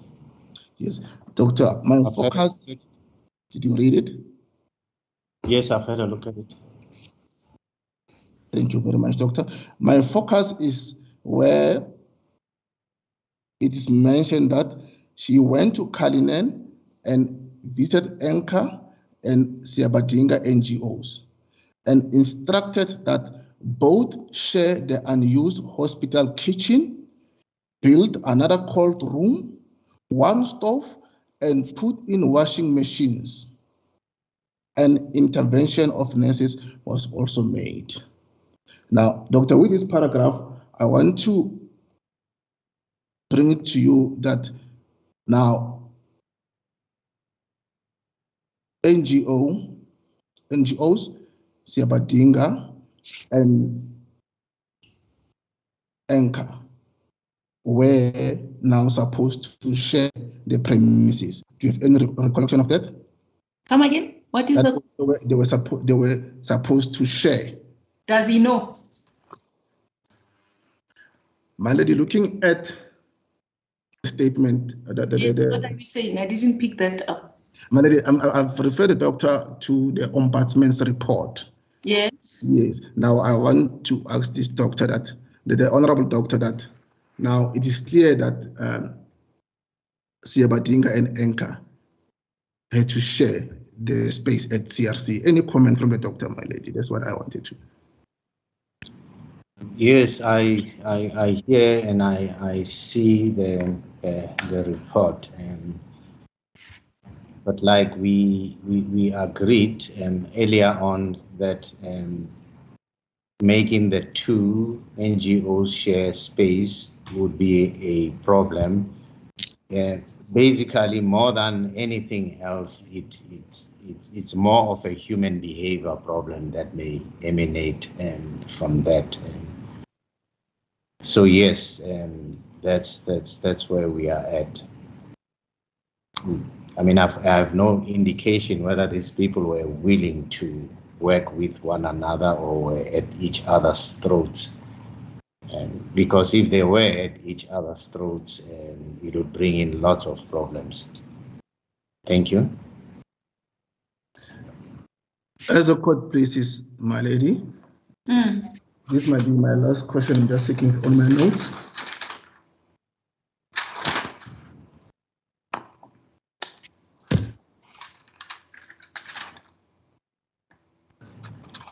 As a court please, my lady, that will be all for today for Dr. Libete. Okay. Thank you. This is my lady. Who is going to be next? It is myself. But I'm looking at the time. I don't know whether how the number of questions that you have. I see is 12 minutes before 4 o'clock. Do you want to proceed now and then continue again tomorrow, or? Let me proceed in order to save time, my lady. Then I'll continue tomorrow. Okay, that's fine. But we also check with Dr. Libete. He looks exhausted. I am. Yes. Okay, let's proceed. That is part of the game, Dr. Libete. Good afternoon, Dr. Libete. Afternoon, ma'am. I am Advocate Matlape. I am together with my senior colleague, Advocate Manamela, and we are on behalf of Mr. Msonohi. Yes. Is it Dr. Msonohi or Mr. Msonohi? Mr. Msonohi. My apologies, my lady. He's not a doctor. He's not a doctor, my lady. Okay. Dr. Libete, will you remember when my learned senior Advocate Van Bergen SC started his cross-examination? He indicated to you that you came into this project, you came into the picture without any involvement. And in fact, he said, for lack of a better word, you came in as an innocent bystander. Do you remember that? Yes. Do you still maintain that position, Dr. Libete? Oh. That you came in without any involvement and as an innocent bystander? Not necessarily. It's a bit of a complicated situation if you hear what I have been explaining all along. In, out, gaps. Not necessarily innocent bystander. You are not necessarily an innocent bystander. Not necessarily. But, it's quite a difficult situation. Throughout your testimony, Dr. Libete, I gather, or I get an impression that you were not at all involved in the operational side of things as far as the project is concerned. Is that correct? Yes, project-wise, I didn't get very involved, yes. Because you had massive workload since you were CEO of Forensic Pathology Services as well as acting DDG Clinical Services. Yes, basically the DDG Clinical Services is quite a hefty one. Nursing and all those other things, it's quite hefty. Dr. Libete, when my learned colleague, Mr. Shabangu, was cross-examining you with regard to the statement of Ms. Nyatlo, you indicated that you needed to be reminded of many of the instances that he referred you to, especially the meeting. Do you recall that? Yes. May I then take this opportunity to refresh your memory, Dr. Libete? If you can just go to page 33195.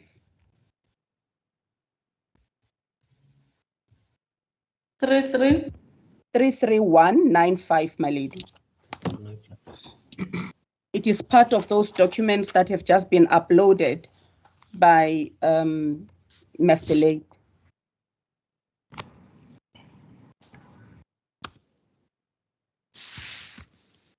Are you there, Dr. Libete? Yes.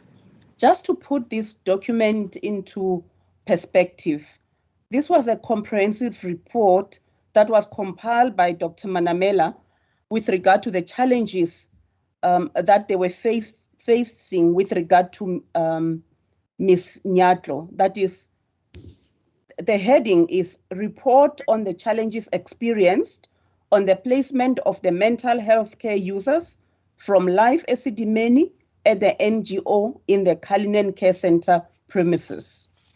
This document is directed to Dr. Siliban.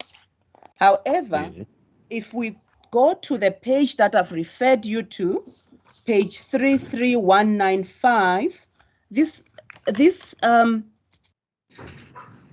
you go to the middle of the paragraph on that page, to the middle of the page, where it says the outcome of the meetings are as follows. If you can assist us. It's right in the middle of page 33195, my lady. It's in bold. I got it. Outcome. Are you there, Dr. Libete? Yes, I am there. Dr. Libete, the outcome of the meetings is referring to the outcome of the meeting of the 20th of June 2016, the one that you were referred to with regard to Ms. Nyatlo, where you were asked question as to whether you recall speaking to her and whether you recall that she was in a meeting, and you indicated that you don't recall seeing her with your own eyes, but she might have been there. Do you recall that? Yes, I do know that she came, yes. Okay. Now this meeting... Just before you proceed, what council is trying to say to you is that this particular document, this document that she is referring you to, and in particular the paragraph relates to that meeting where you have already testified that you can't remember whether you saw Ms. Nyatlo, although you testified that you are certain that she was there. Yes. Yes, continue, Council. As the court pleases, my lady. Now, Dr. Libete. Just a second, before Advocate Matlape proceed, I just noted the outcome of the meetings are as follows. Is my learned colleague referring to the meeting of 20 June? I just want to record it precisely on my notes. Indeed so, my lady. Thanks a lot. I tired already. This is what we are discussing, which we keep on telling the witness. It's not a question of being tired, my lady. It's a question of taking notes fast and listening at the same time. That's what she said that. She said this is the meeting of the 20th of June 2016. I'm indebted to the court, my lady. I just wanted clarity. Continue. May it please the court, my lady. Now, Dr. Libete, this meeting happens according to this document. The meeting at 8:30, between 8:30 and 10 o'clock, was chaired by the DDG Clinical. Do you see that? Okay, yes, I do. That would be you, isn't it? Yes.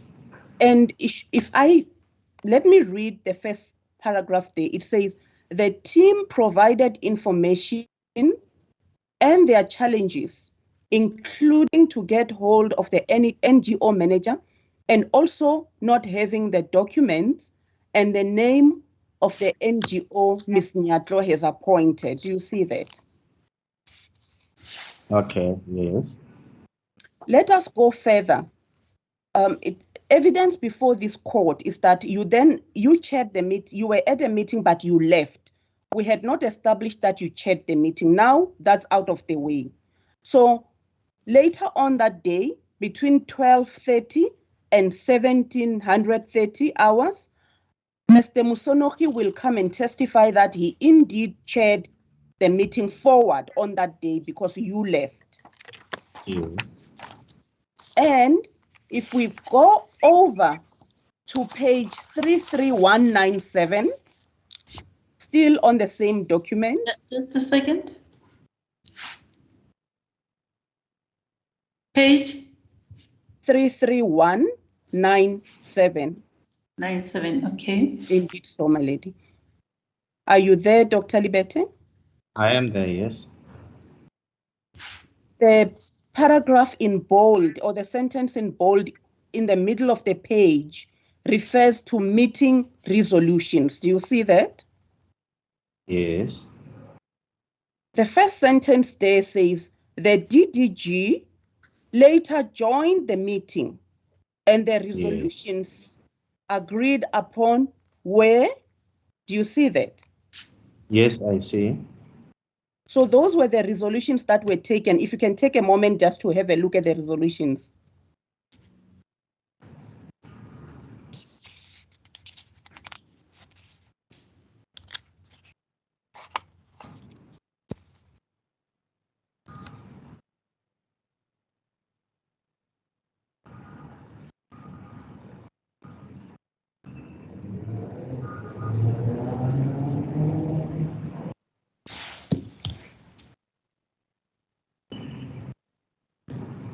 Are you done, Dr. Libete? Yes. Now, Mr. Musenohi will come and testify that you were very much operational as far as this project was concerned. Hence, you were in the meetings, the various meetings that have already been alluded to, and the fact that when the resolutions were taken, you were part of the meeting. What is your response to that, Dr. Libete? My response would be, in this particular one, I think there's a clear display of what usually happens in meetings. I came in and had to leave, and later came back. Obviously, at the time that I come back, there has been much movement in terms of discussions, but this is what generally happened, and it's on this basis that I kept explaining. In, out, in as much as I explained the strategic session, and that was in Erasmia when I left it to go and attend to the Caesar case. It would be the same thing. I mean, it would be gaps and gaps all the way. You haven't answered. Just before you step down when Miss Mahlapi. This question it's not asked, Dr. Libete. The question was, do you agree? Ms. Matlabi has put a statement to you to say that this is what Mr. Musenoho will be saying. To say you were very operational. Okay, maybe that answers that one. And that you were also part of the resolutions. We have heard your evidence. Do you agree or do you disagree with the statement? Well, as relates to this one, I mean, as the minute says, yes, I would agree on this one. You would agree? Yeah. That you were very operational and that you were part of the resolutions? No, not very operational. Okay, what are you agreeing to? I'm agreeing to the fact that I straddled between management and operational. I mean, in as much as I went to go and fetch the body, I'll go and do things. So it's all the way. While when you look at other people, they function within one line, which was different from me. Okay. But then the part of the resolutions, were you part of the resolutions? I suppose so. I'll have to accept this, yes. My lady? Yes, I'm listening. I see it is 4:01. Perhaps it's an opportune time to adjourn until tomorrow morning. Okay, fair enough.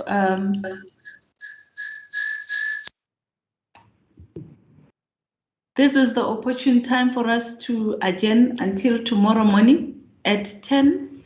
The witness is warned. Thank you very much, Dr. Livete. May it please the court, lady. Thank you. You are all excused. Thank you, excuse the court, my lady, and see you tomorrow. Bye. I please the court, my lady. I please your ladyship. As the court pleases. As the court As pleases. court, my lady. As the court pleases, my lady.